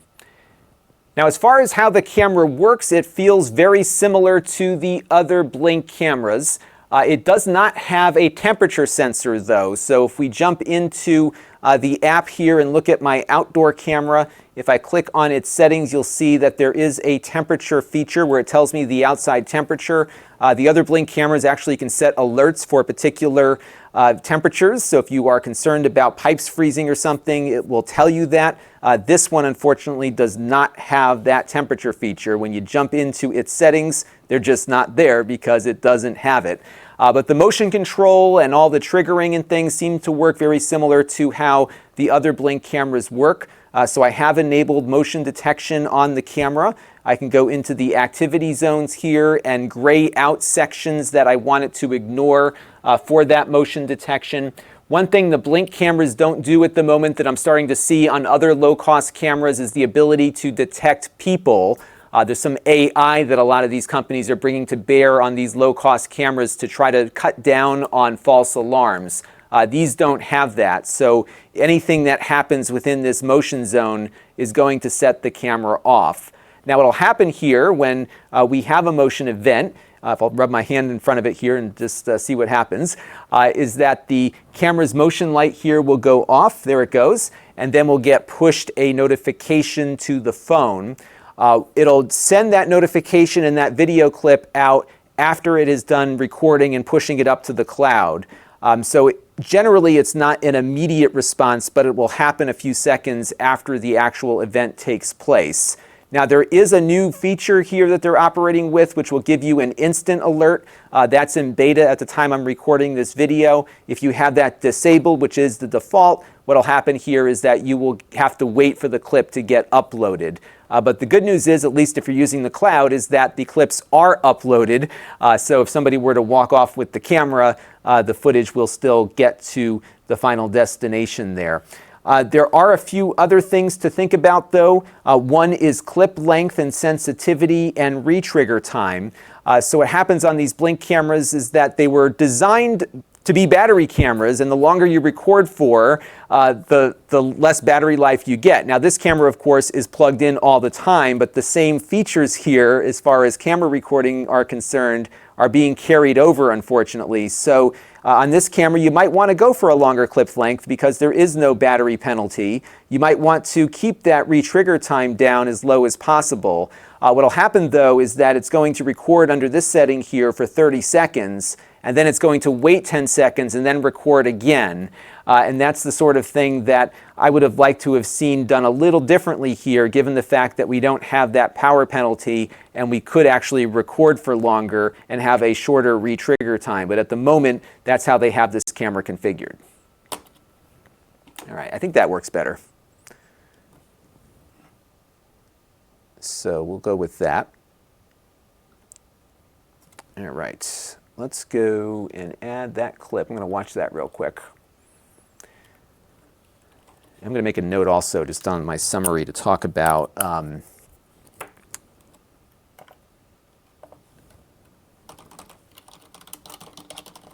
I'm going to also do a little B-roll right now because we're going to get some footage recorded. So I want to see what the image quality is looking like. So what we're going to do here, actually we can do part of the footage now.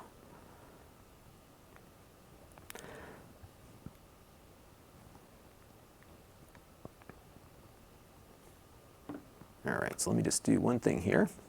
I'm just going to play this back here and see if it's meeting my expectations. 3, 2, 1. Now, as far as how the camera works, it feels very similar to the other Blink cameras. It does not have a temperature sensor, though. So if we jump into the app here and look at my outdoor camera, if I click on its settings, you'll see that there is a temperature feature where it tells me the outside temperature. The other Blink cameras actually can set alerts for particular temperatures. It does not have a temperature sensor, though. So if we jump into the app here and look at my outdoor camera, if I click on its settings, you'll see that there is a temperature feature where it tells me the outside temperature. The other Blink cameras actually can set alerts for particular temperatures. So if you are concerned about pipes freezing or something, it will tell you that. This one, unfortunately, does not have that temperature feature. When you jump into its settings, they're just not there because it doesn't have it. But the motion control and all the triggering and things seem to work very similar to how the other Blink cameras work. So I have enabled motion detection on the camera. I can go into the activity zones here and gray out sections that I want it to ignore for that motion detection. One thing the Blink cameras don't do at the moment that I'm starting to see on other low-cost cameras is the ability to detect people. There's some AI that a lot of these companies are bringing to bear on these low-cost cameras to try to cut down on false alarms. These don't have that, so anything that happens within this motion zone is going to set the camera off. Now, what will happen here when we have a motion event, if I'll rub my hand in front of it here and just see what happens, is that the camera's motion light here will go off, there it goes, and then we'll get pushed a notification to the phone. It'll send that notification and that video clip out after it is done recording and pushing it up to the cloud. Generally, it's not an immediate response, but it will happen a few seconds after the actual event takes place. Now, there is a new feature here that they're operating with, which will give you an instant alert. That's in beta at the time I'm recording this video. If you have that disabled, which is the default, what will happen here is that you will have to wait for the clip to get uploaded.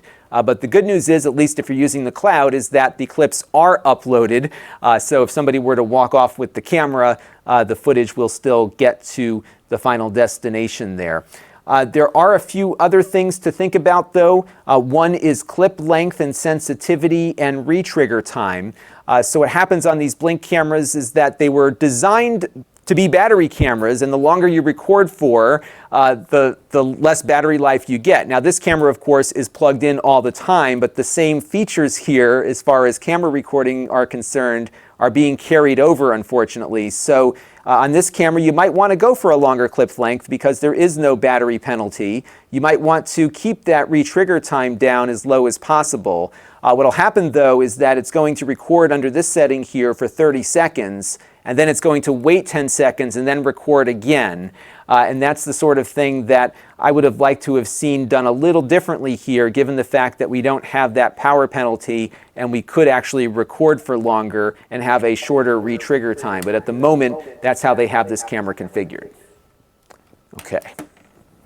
All right, so I gotta trim my eyebrows here. I'm sure I'm gonna get heat from my eyebrow. I think I'm okay for now. Maybe I'll wet it in a second. All right, so a good question came in from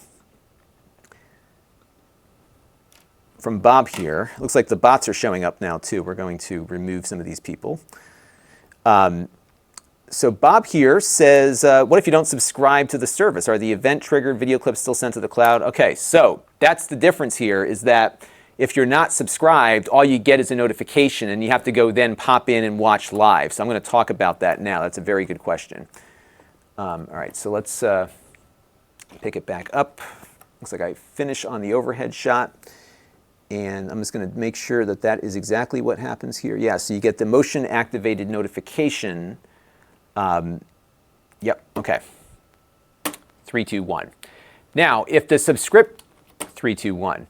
Now on the old Blink cameras, because they didn't have a subscription that you had to pay for, you would have the ability to watch the video clips. On this camera, if you don't pay for the subscription, you don't get any video recording at all. So if you missed the notification coming down and you didn't tune into it live when it happened, it's going to be lost forever. So you will have some features initially while you're in the trial run with the camera that you won't have later. And that's something that I am kind of disappointed about, because one of the differentiators for Blink was that it was an affordable camera without an ongoing, I'm going to start that again. I think I'm going to just pick that up one more time. 3, 2, 1. Now here's the catch. If you are not subscribed to the cloud service, you don't get those recordings available to you after the fact. If you don't react to the notification when it comes in and tune in live, you won't have any idea as to what happened. You'll just have a notification that somebody stopped by, but no recorded video. And that's a big change for the Blink camera, because before, you would never have to pay for a cloud subscription with their other cameras. This one's going to require it. And once that free trial ends, the functionality of this camera goes down quite a bit. And that's one thing that I'm not crazy about here, that they're kind of adopting the Ring model for how these cameras work. And it really, I think, kills one of the best differentiating features of the Blink camera system. How is that, everybody? Because that's really the truth. All right. So we're going to tell you, it's funny how these bots just kind of pop in here all of a sudden. So I'm not sure who's around that's one of my regulars, but if any of you are interested in helping to moderate the chat, I would welcome that, so the viewing experience is not diminished here.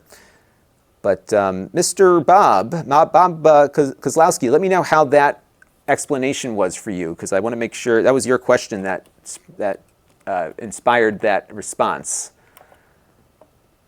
And this is 6008 non-subscription experience. Okay. And we're just going to add that now back to the mix, and we'll continue onward. So what I think I'll do now, because I want to comment on the visual quality. So I'm going to take a look at the image output here. By the way, I just ordered one of those really low-cost Mocha Wi-Fi adapters that you see for like 15 bucks on Amazon. So it just showed up at the garage. We're not going to look at it right now, but that will be on the docket for future stuff here. All right, I'm just going to play back the video here. I'll actually share this with you.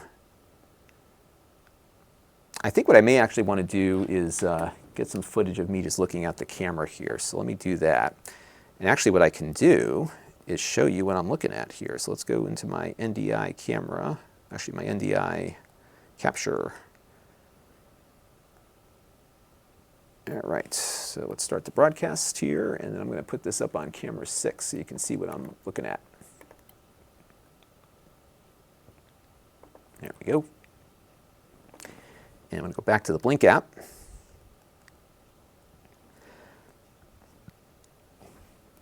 And actually, one of the things you can do with the Blink camera system here is when you're looking on your phone and you stop the video playback. So I'll show you what I'm looking at here. So if I were to hit save here, what will happen here is it will actually buffer this video into the phone. And then if I hit close, it will actually save that to my camera roll. At least it should be in there. Let me take a look and see. I didn't put it there. Where did it go? Or is it just, oh, it's running that to the cloud also. So maybe you don't get that functionality. Yeah, it doesn't do that. Ugh. Even that feature is not going to work for people. That stinks. All right, so let's do a little bit of, this will actually be a twofer because we can get an idea of visual quality, and we will also get an idea of, I'm just going to pull it up right over here. Let's get a little bit of a better image there. Okay. Yeah, the visual quality looks pretty good on it, actually. I'll show you, this is what's coming over my camera. That's coming through my phone via NDI, so there's a little bit of compression, but we're okay there. So, and that continue is because of how this was working with the battery cameras, because as you're streaming with the battery camera, that's what really kills the battery, is this live streaming feature. So it often brings up a little thing to say, do you want to stop recording? And you can't not do that. So, all right, hang on, folks. Let me just do a quick little thing here. I'm actually going to run this as B-roll. Let me just wave at the camera. You know, I'm going to do a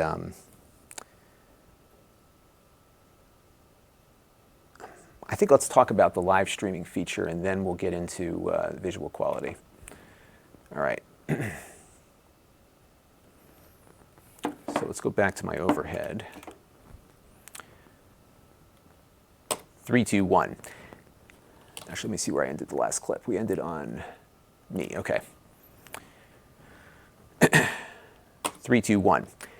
Now, in addition to watching recordings of your camera, you can tune in live or take a snapshot. So right now, if I just hit this little camera icon, I can take a picture of what's going on in front of the camera right now. I can also live stream the camera, and that will give me an image as to what's happening at this very moment.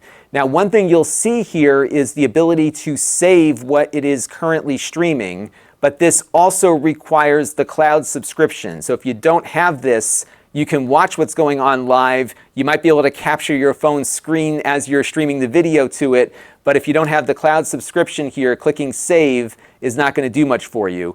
The other thing that I noticed here is that I'm getting the option here to continue, and this is something that the battery-based cameras are using, because streaming from the battery cameras really kills the battery very quickly, so they don't give you a lot of stream time before it pops up that notification to keep having the video come at you.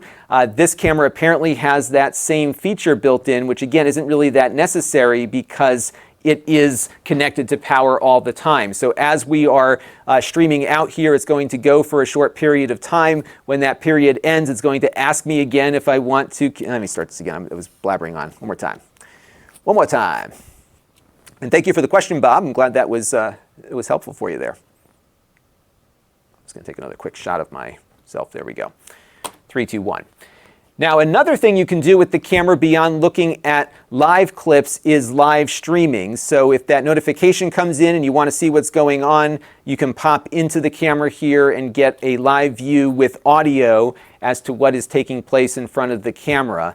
You'll notice here that there's an option to save, and what this will do is save the stream to the cloud as it happens. Unfortunately, at least at the time I'm recording this video, it will not save the video at all if you don't have that cloud subscription. Now, you're also going to notice down here, it just popped up a thing that says continue.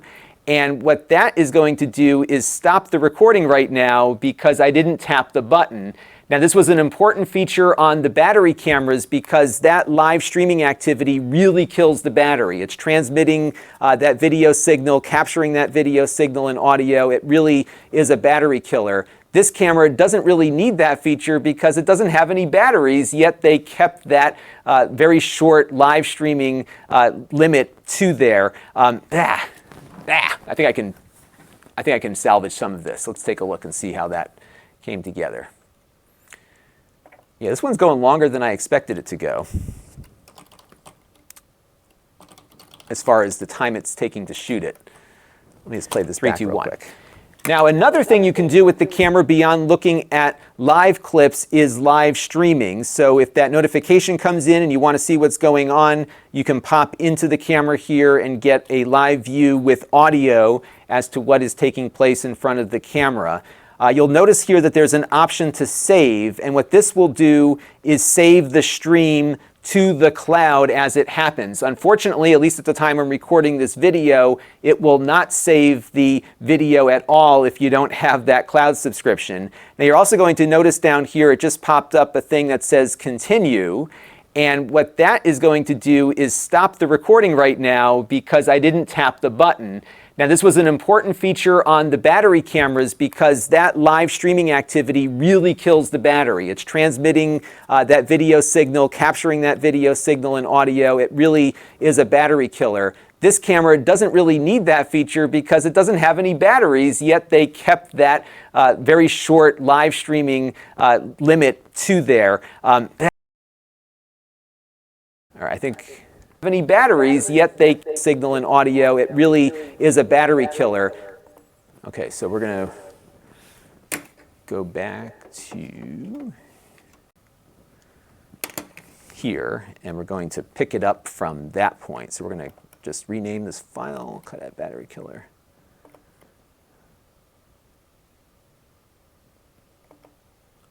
And it's funny, I was looking at a couple of the reviews on, the early reviews of the camera on Amazon, and they're kind of finding some of the same things that I'm talking about here, is that like it feels like they just kind of bolted this into the existing software, and so they're making this camera behave like it has batteries even though it doesn't have batteries.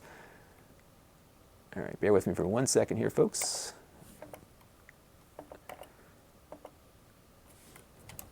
All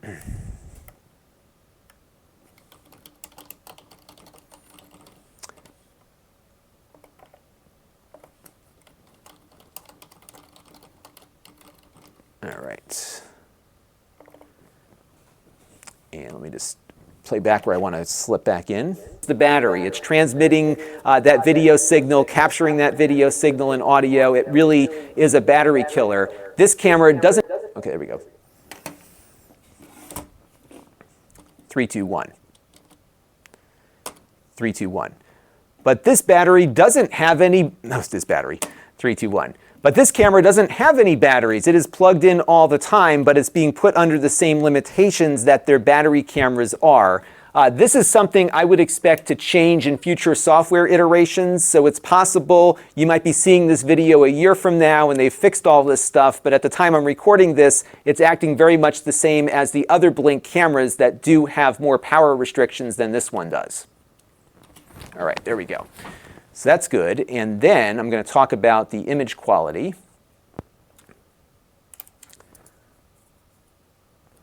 Jai wants to know if they are going to do a firmware update that might make it a webcam. I would highly doubt that. I don't see them doing that. Yeah, Wise was wise to do that, actually, because I didn't realize how expensive webcams, or how hard it is to get one right now. You know, you would assume that a lot of people were using laptops these days, but apparently there's still a very, there was a nascent demand here for that. Okay, this is live streaming rep. Okay, so put that in there, and then we're going to talk about visual quality. And I just want to see if I got anything that's useful on my clip here.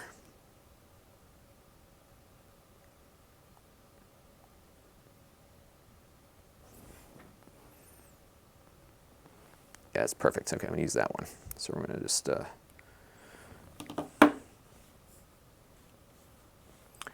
So I think if I remember correctly, I go to share.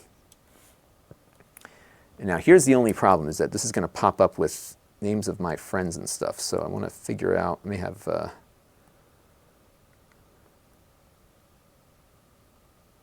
you know what, they're not going to mind.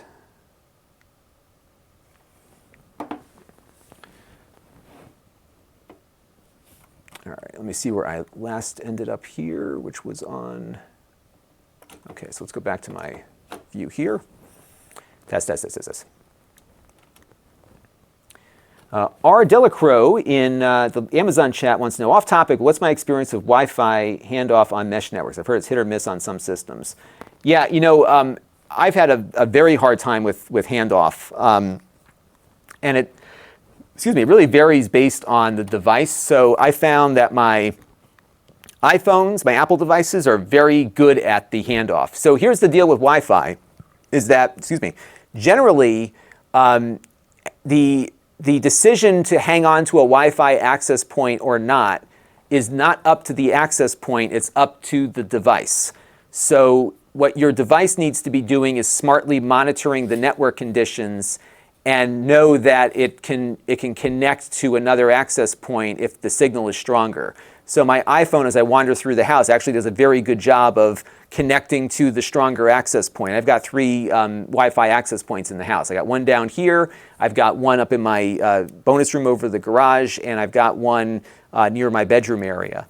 And it does a very nice job of handing off between those. My Nintendo Switch is terrible at it, so it will hang on to the weak signal from the other side of the house, and I have to manually kill it and then reconnect it.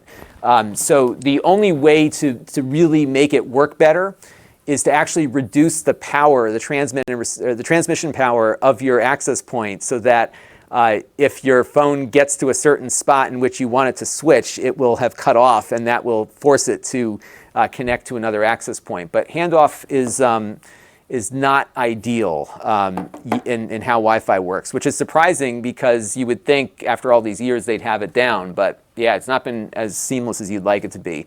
And one of the biggest issues I've run into is that I was using Wi-Fi calling for a while on my phone, and I had to turn it off because I kept dropping calls. Even on the iPhone, which is very good at switching Wi-Fi access points, it was really not doing well. So if they're not doing like phone calls and stuff, it's fine. But the other stuff tends to be a little bit difficult. Tengu Ken says, I remember those Apple computers. Yeah, if you go search on my channel, you can actually find some reviews. I actually did videos on, I did one on the Mac Plus, which is similar to the SC30 back there, and then the 2GS we did a whole big video on. They still work for the most part. Anthony has had the Ring camera, Arlo, Kuna, Maximus, Home Depot brand, and they all have some sort of subscription service, and they're all pretty unreliable. Yeah, it's a hit or miss thing. One of the things, if you go back and look at my Blink review, I really like the Blink cameras because they notify me of things going on around the house. I don't necessarily use them as a security system, but I use them to tell me when the UPS guy gets here, for example, or that somebody's at the door. And that's kind of the expectation you should set for these. And given that this is an indoor camera, it's kind of a complement to the existing ones that they have already. All right, let me go, and we're going to pick it up here on getting video out of the system. 3, 2, 1. Now the videos, of course, live in the cloud, and if you want to get them out, you have to manually download them to your device. So here on the iPhone, if I click on a particular video, I have to go and just tap on that video to pull up some of the other options here. And what you want to do is go to Share, and then go ahead and save the video, and that will drop that video into your photo album. The quality isn't bad. It's about on par with other sub $40 cameras out there, so you will see a lot of compression artifacts with it, but it is clear and crisp for the most part, and probably enough to identify a face provided they are close enough to what's going on there.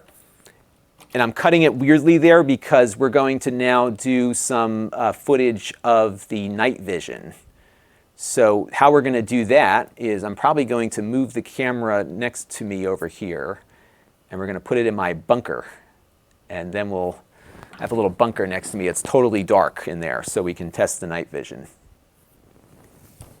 Because one of the other things would be if the night vision is too strong, a lot of times it blows out the face.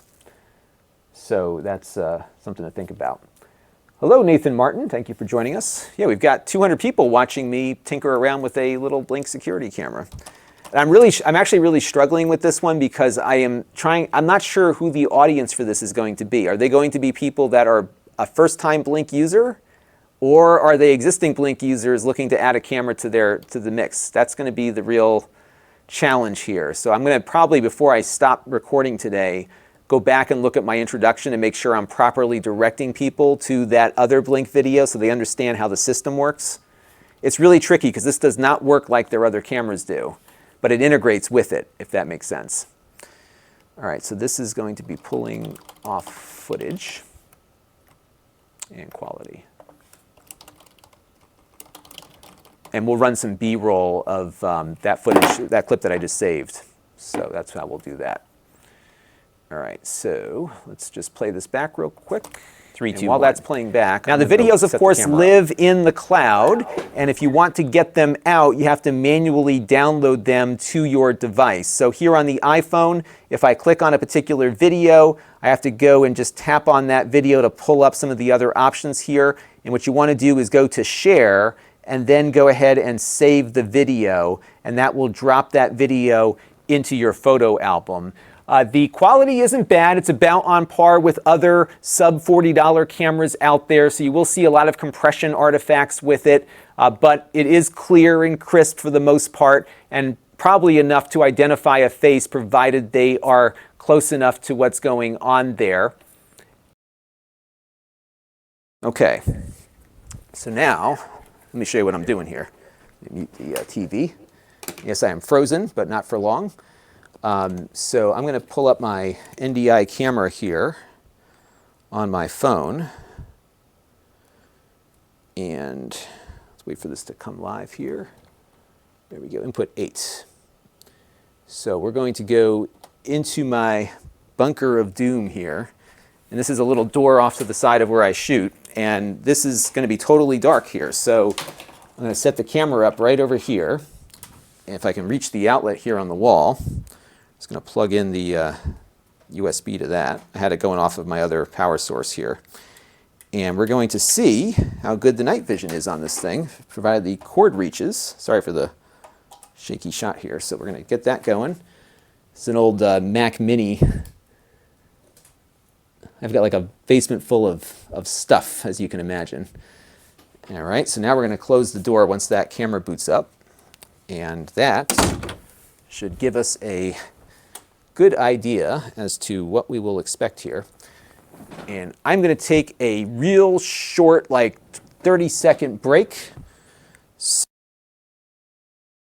So I will be right back. And if you don't mind, entertain yourselves while I do that, and we'll go from there. I'll be right back.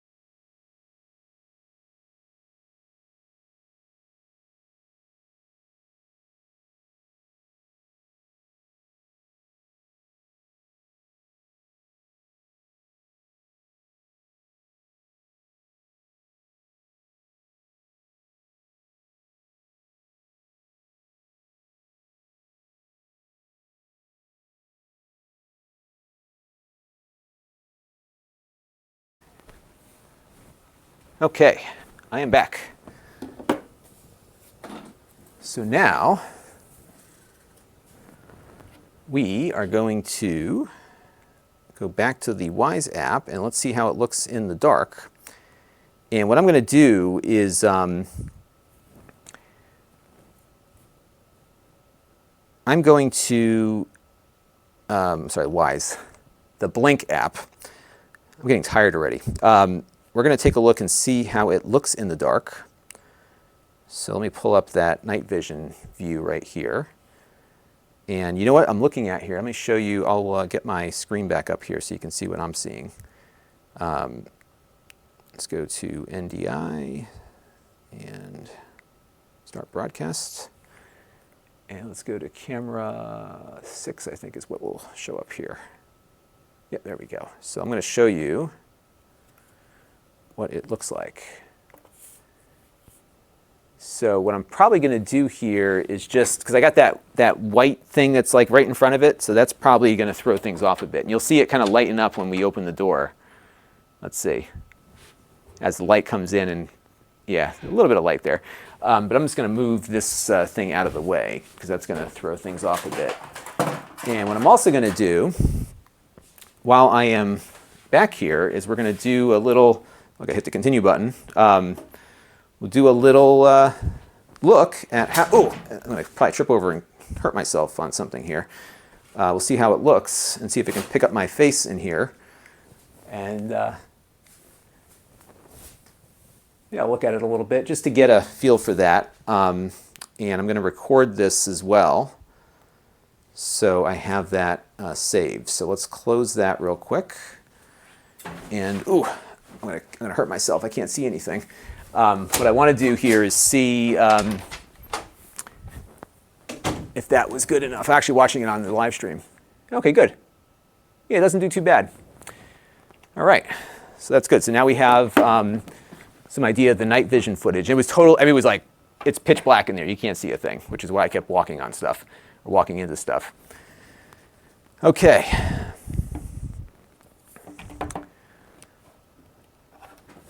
So Eric's having some trouble with the neighbors, it looks like. Brought his work trailer home, and the neighbor's not happy about that. All right, so I'm going to just record a quick little VO for the, actually retrieve the camera. Do a quick little VO for the night vision, and then we'll continue onward. There's so many little things to cover here. So that's why I want to play back the beginning again, just to make sure that we've got everything well covered. So I'm just going to play back the intro that I shot like an hour and a half ago and just make sure it's where I want it to be. Going, 3, 2, 1. Hey everybody, it's Lon.TV. We're taking a look today at a new low-cost security camera from Amazon. This is the Blink Mini, and it kind of continues a product line that began with these Blink cameras that we looked at here on the channel a couple of years ago. The existing Blink cameras up until now have been battery-powered wireless cameras. They had the indoor one like this and the outdoor ones that we looked at earlier.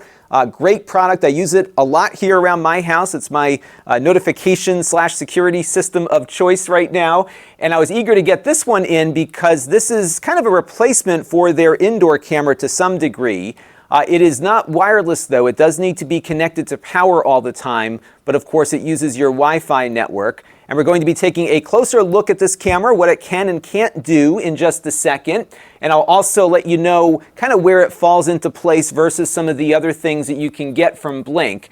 But I will point you at a review I did about a year ago on the Blink system overall, because this is one component that plugs into that existing system, and that other video will be very informative to you as to how the software works. We're going to touch on some of the software in this video, but that other one will have a lot more depth, including how to connect it up with external services and that sort of thing. Now, I do want to let you know, in the interest of full disclosure, that I paid for this with my own funds. All of the opinions you're about to hear. Okay. All right, so we're good on that, I think. So I need to record a voiceover on the night vision.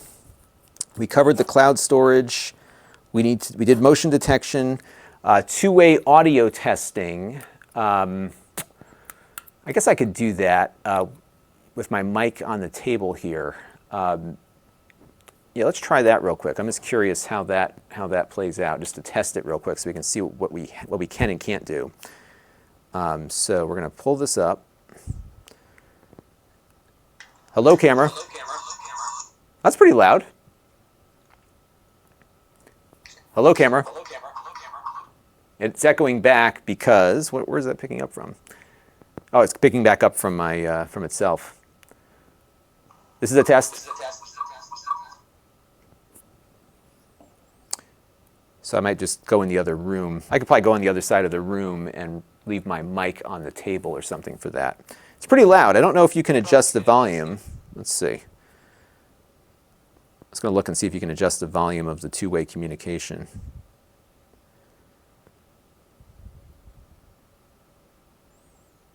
Oh yeah, there's a speaker volume, so I can even turn it up higher. All right, so let's try that real quick.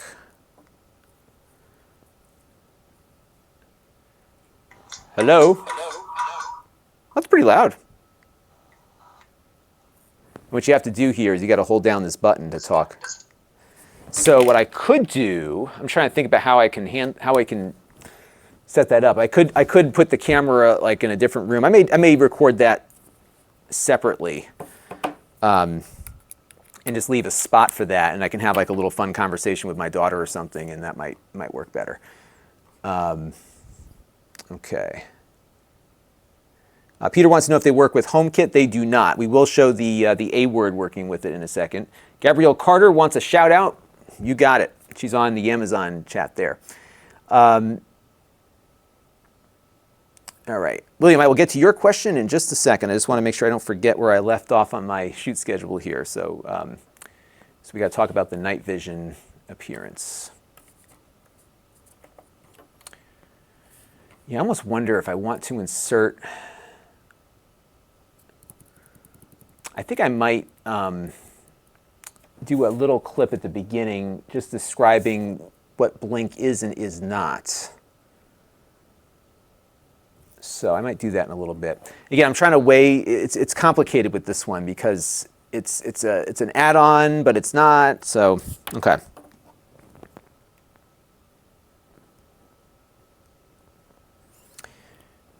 All right. So let's talk about the night vision. 3, 2, 1.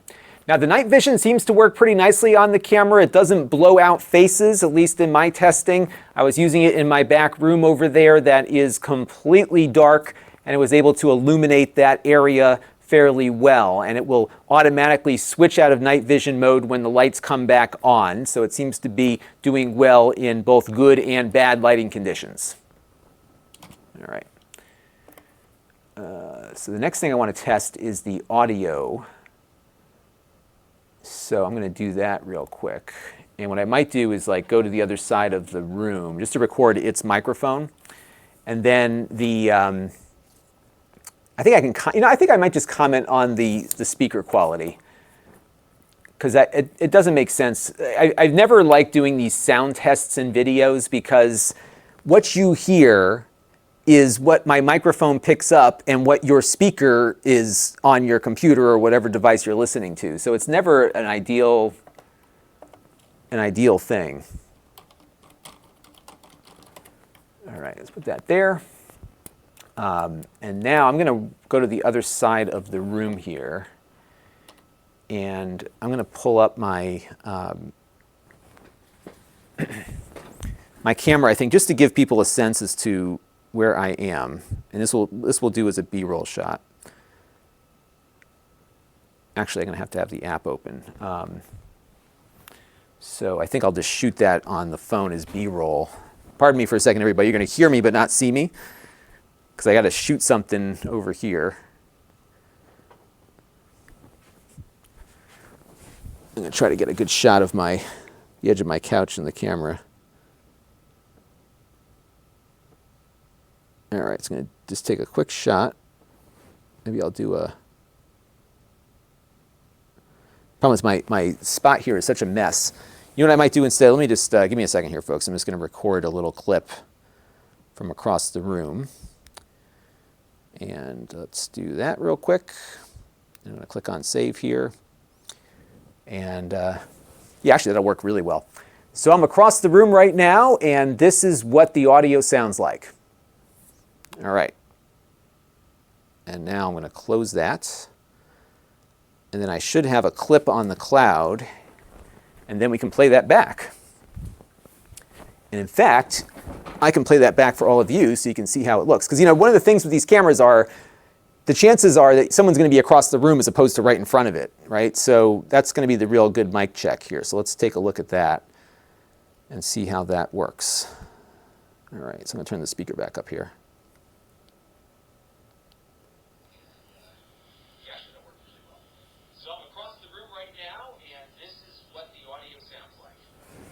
So it doesn't pick up too well far away. So let me just do one here like a little bit closer. So I'm just going to kill my microphone here. I'm going to share this with myself. And let me do another one real quick. And we're just doing a mic check of the camera itself. So we're going to go back to video.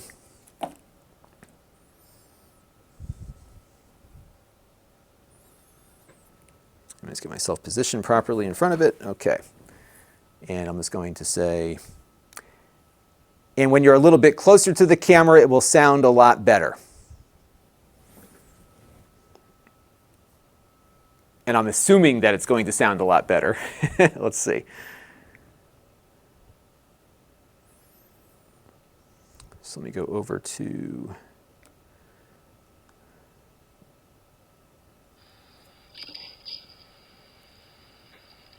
Let's get myself positioned properly in front of it. Okay. And I'm just going to say, and when you're a little bit closer to the camera, it will sound a lot better. It doesn't really sound all that great, so I think I want to maybe do that one again. So it's a little louder, but not necessarily better, I think is really the operative. None of these cameras have good microphones. This one is no exception. It compresses the heck out of the audio. My goodness. All right, so let's go back to this. Turn this off. Okay, save.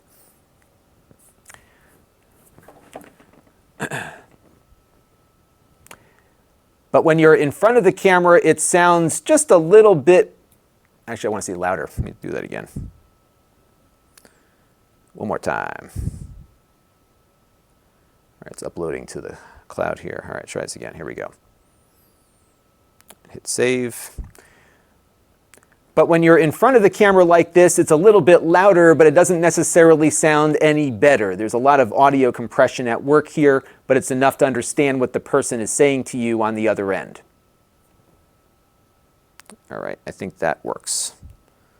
So we're going to save that. And you know what I can do is I can actually pipe that through to all of you if you want to hear that, I think. So let's go back to my thing here. I want to make sure I capture that footage.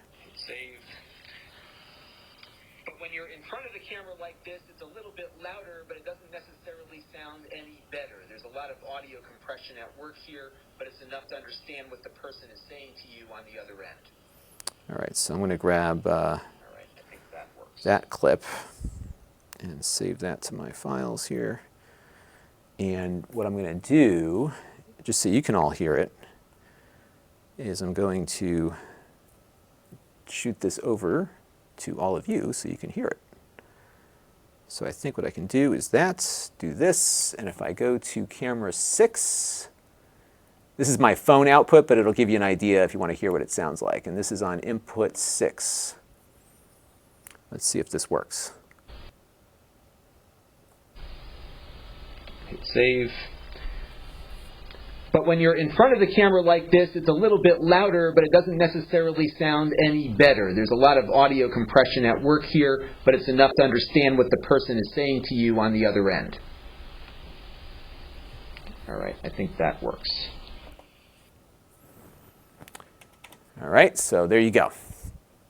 Let me just kill the broadcast. Okay. Oh yeah, definitely not going to be... You're not having a music concert on this thing, or even a recital for that matter. It is definitely low key there. Okay, so we're going to grab so we did the night vision. We're going to talk about audio now. So we're going to have... So MG4 is noticing the video quality is not good compared to my other live streams. I would say if you're having trouble, click over to the Amazon link in the description, and that'll bring you to my Amazon stream, and that one will run better. What I'm finding is the YouTube CDN has not been good since we've all been locked down in our homes. I really got to clip my eyebrows later. So I got to cut my hair for that matter too. So yeah, head over to the Amazon stream if you're having some trouble there. All right, so we've finished up on the night vision, B-roll, and now we can go, let's go to the overhead view here, and we'll go to the two-way communication. Okay.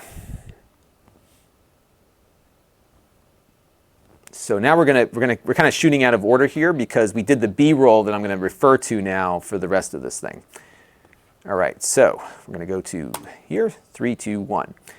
Now the camera also has two-way communication, so if you are looking at the live image coming out of the camera, there is a button here that you can tap to talk. It is a tap to talk system. So right now all of the audio that's coming out of my mouth is getting picked up by its microphone. I'm able to hear that on the phone, and if I want to talk back, I can just hold down the talk button.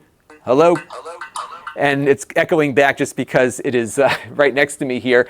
But it's pretty loud, the speaker at least on the camera. So I don't think anyone's going to have a hard time hearing you if you are talking to them through the camera. The audio quality on the microphone on the camera for what you might hear on your phone isn't great, but it's probably going to be good enough. Have a listen. So there you go. You've got two-way communication back and forth to this camera. Their newer outdoor cameras also support that feature. Okay.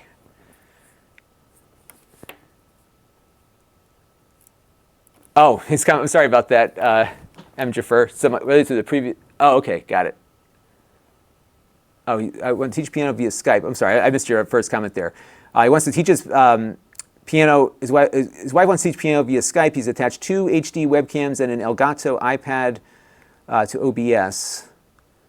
How can I optimize the bandwidth requirements? So I'm guessing. So what I'm doing for upstream bandwidth for what I do is I am uploading or live streaming 720p at 2.5 megabits per second, and I'm doing that because I'm streaming out to two different places right now. So my TriCaster is beaming to Amazon and it's beaming to YouTube simultaneously. So that's why I went with that setting.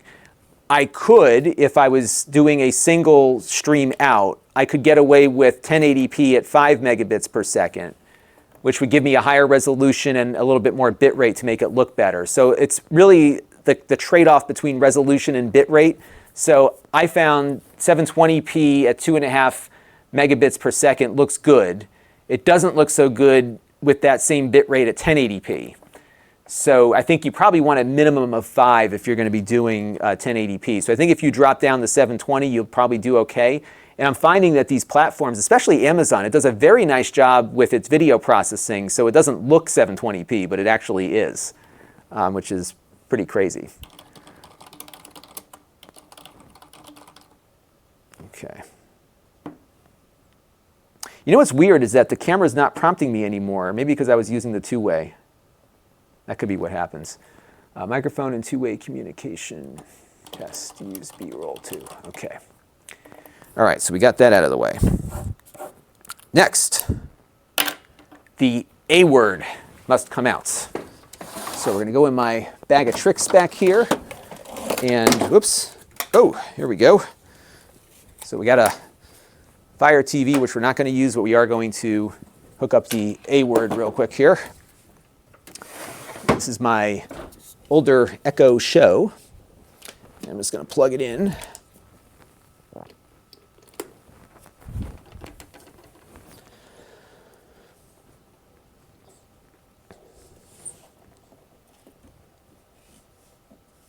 I'm just going to position the camera here, give you a better look at what we're doing.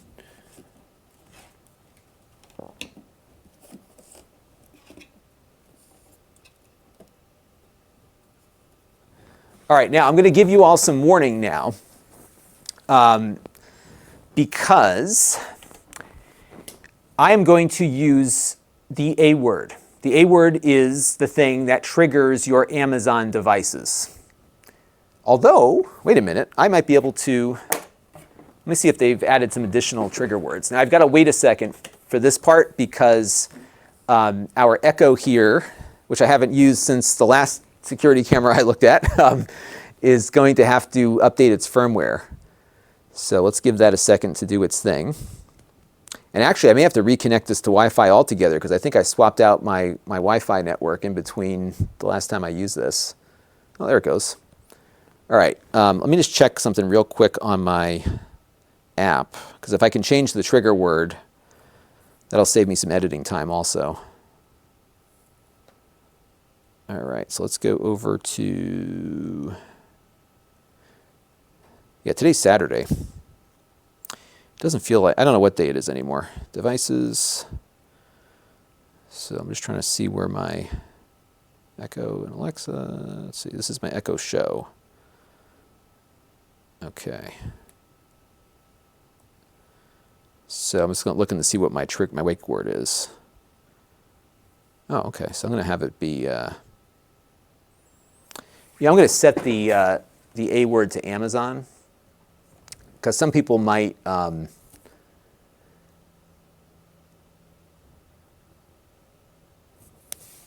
that push down. Some people might be using computer. I'm glad that they have that as an option, because that's such a Star Trek thing, right? My favorites, I love Star Trek 4. I'm actually going to watch that with my daughter. I think I might get her into that, because I'm trying to get my kids into Star Trek. But when he picks up the mouse and goes, computer? Computer? So I could see a lot of people like using computer as their trigger word. All right, so let me get,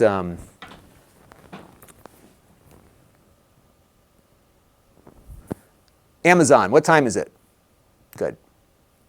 The time is 3:08 p.m. All right. By the way, you can now give multiple commands without having to say Alexa every time. Oh. Enable this feature by saying, turn on follow-up mode. Well, maybe I will do that later. Okay. So we're going to switch it to Amazon. So that way, oops, sorry. Now every time I say it, it's going to go off. Okay, so we are good to go here. And where we left off, okay. So we're going to pick up over here. 3, 2, 1. Now, because this is actually, I'm going to mute this real quick. There we go. 3, 2, 1. Now, because this is an Amazon product, it also integrates with your Echo devices and other Amazon A-word things that you might be using. One more time. 3, 2, 1. Now, because this is an Amazon product, it will integrate with Echo products, things that use your favorite Amazon wake word to get things. 3, 2, 1. Now, because this is an Amazon product, it will work with their Echo devices, their Fire TVs, and other things, and you can actually call up the image on your favorite Amazon device. Now, I've got an Echo Show here. I have changed the wake word to Amazon, so hopefully it won't set off your device, and I can say to it, Amazon, show me the mini cam. Okay. And what it will do now is connect up to the Blink system here, and now, of course, we've got the audio going, and let me see if I can turn this down here. And we have, all right, I think I know what I want to do now. Okay, so I'm just going to kill the volumes.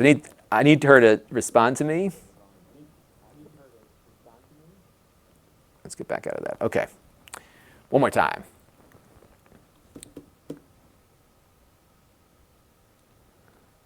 So William says his A word doesn't even work anymore because of the use of bandwidth people on internet.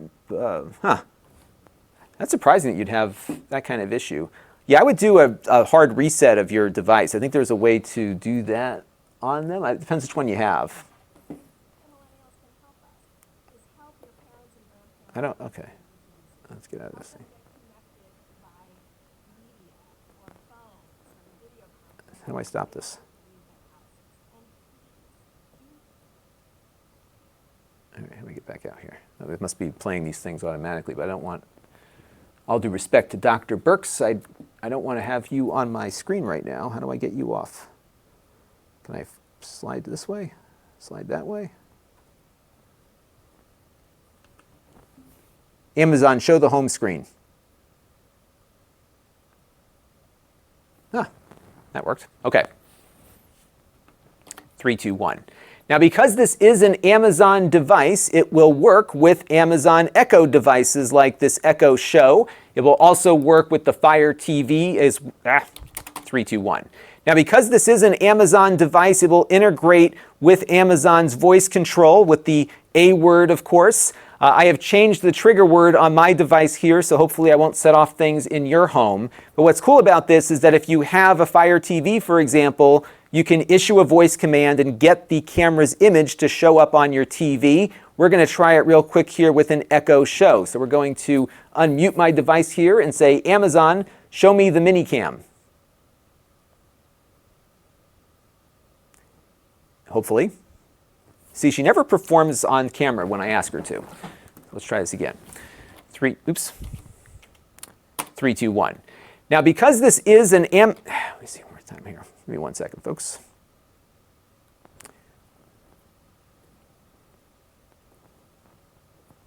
All right, I'm trying to get it to just show me like a basic home screen here. Okay, 3, 2, 1. Now, because this is an Amazon device, it will work with Amazon voice controls like you might use on an Echo device here or one of their tablets or the Fire TV, and you're able to get the camera's video up with a voice command. Now, I have changed the trigger word on my Echo Show here, so it hopefully won't trigger your devices in your home. And I'm going to ask it, Amazon, show me the mini cam. Okay. And what it's going to do now is connect up to the Blink system. It's going to turn the volume down because it does pass the audio through. And as you can see here, it is now giving us a live view of our camera. And this would work even if your Echo device is somewhere else in the world. It connects over the internet and allows you to stream your camera out that way. And you can ask for any of your Blink cameras like this. So I could easily go to the front door or some other room just by asking for the specific camera. And of course, that integration is a really cool thing to have, and it works very nicely here. Okay, that's done. And part of me wants to, I think I'm going to refer people to the other video.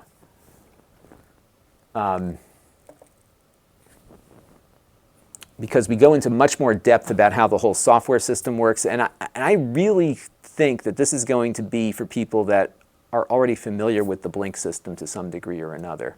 Maybe we'll touch on it a little bit. Because I do have the IFTTT app on my phone, which I can easily show.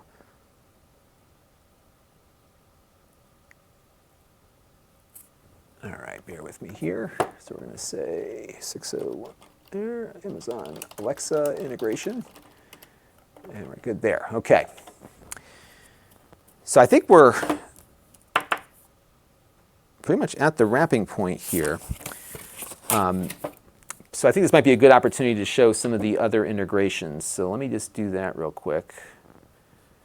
And we can put that back in a minute. Let's turn my Do Not Disturb back on. And we're going to go back to the Blink app. And let me flip IFTTT also.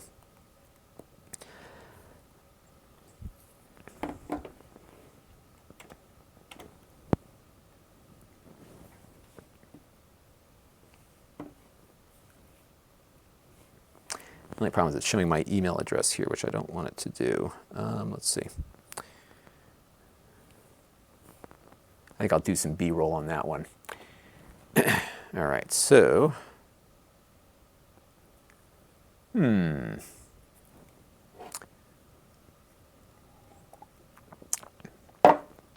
All right.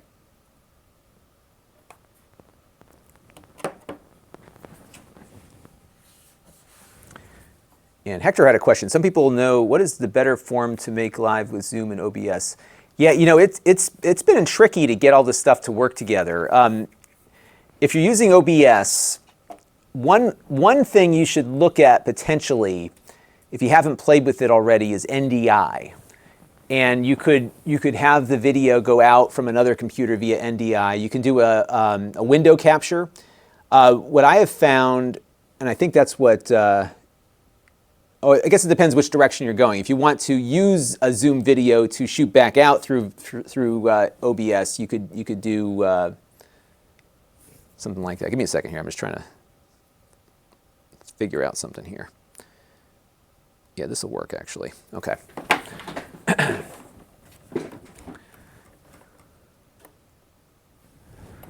Test. Now, what I am wondering here is if I can, I'm just going to edit this real quick. I'm just curious if, yeah,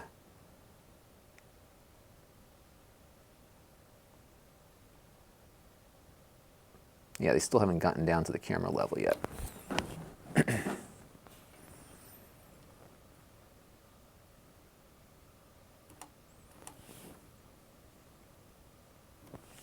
3, 2, 1.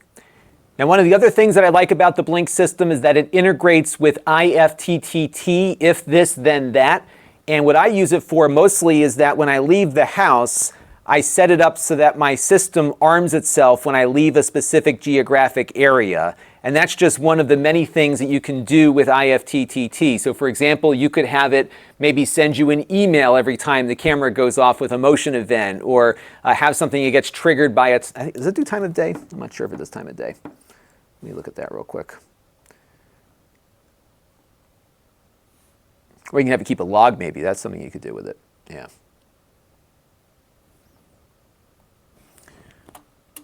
Three, two, one. 3, 2.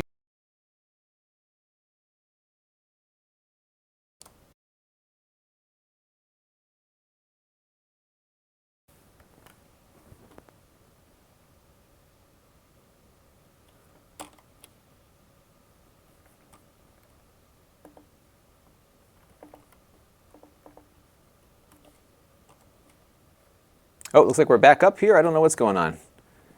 It says it's... Oh, here I am. Okay. Well, that was weird. So my TriCaster, like, this is the second time it happened this week. It just, like, completely crashed. And here's the conundrum I'm in. I can't upgrade my TriCaster software because I lose the video codec. So I'm in a real bind right now. No, this was my TriCaster, everybody. My TriCaster crashed. It's been crashing a lot lately, and it's like I'm surprised it was even able to come back up here. We're pretty much at the end of the shoot, which is good. But this thing, it's weird. Like it did this yesterday because I had the TriCaster on for a while, and it just like crashes. Everything blows up, and now I've got like a spinning wheel here. Hang on a second. Let's see if I can coax it back to life. Yeah, I may have to shut down to finish this clip because I can't actually initiate recording. I can switch cameras. I actually wonder if my recording hard drive is. I wonder if my hard drive's starting to go on this thing. So I found that a lot of times the systems act weird when you've got a hard drive on the fritz. And this drive has been going, you know, this system is working a lot. I use it every day that I'm doing stuff, and that hard drive has not been swapped out. I've been meaning to do it for a while, and it might be time to do it. But so here's my conundrum. I've been contemplating, I got to get in touch with NewTek because I've been thinking about upgrading the TriCaster, but at the same time, I've been playing a lot with vMix, which is doing a lot of what I use the TriCaster for, and it is significantly less expensive on the software. You know, the software is a lot less. So that's been my. Oh, it's recording again. Okay. I just can't click on anything. You know what I'm going to do here, folks? I can't even like close out of this. I may do a quick restart. So you may see this stream disappear. And if it does, I will come back. And yeah, because this thing is like frozen out right now. So I'm going to do a quick restart, everybody. Stay here. Hopefully it restarts quick enough that I can jump right back in. And if not,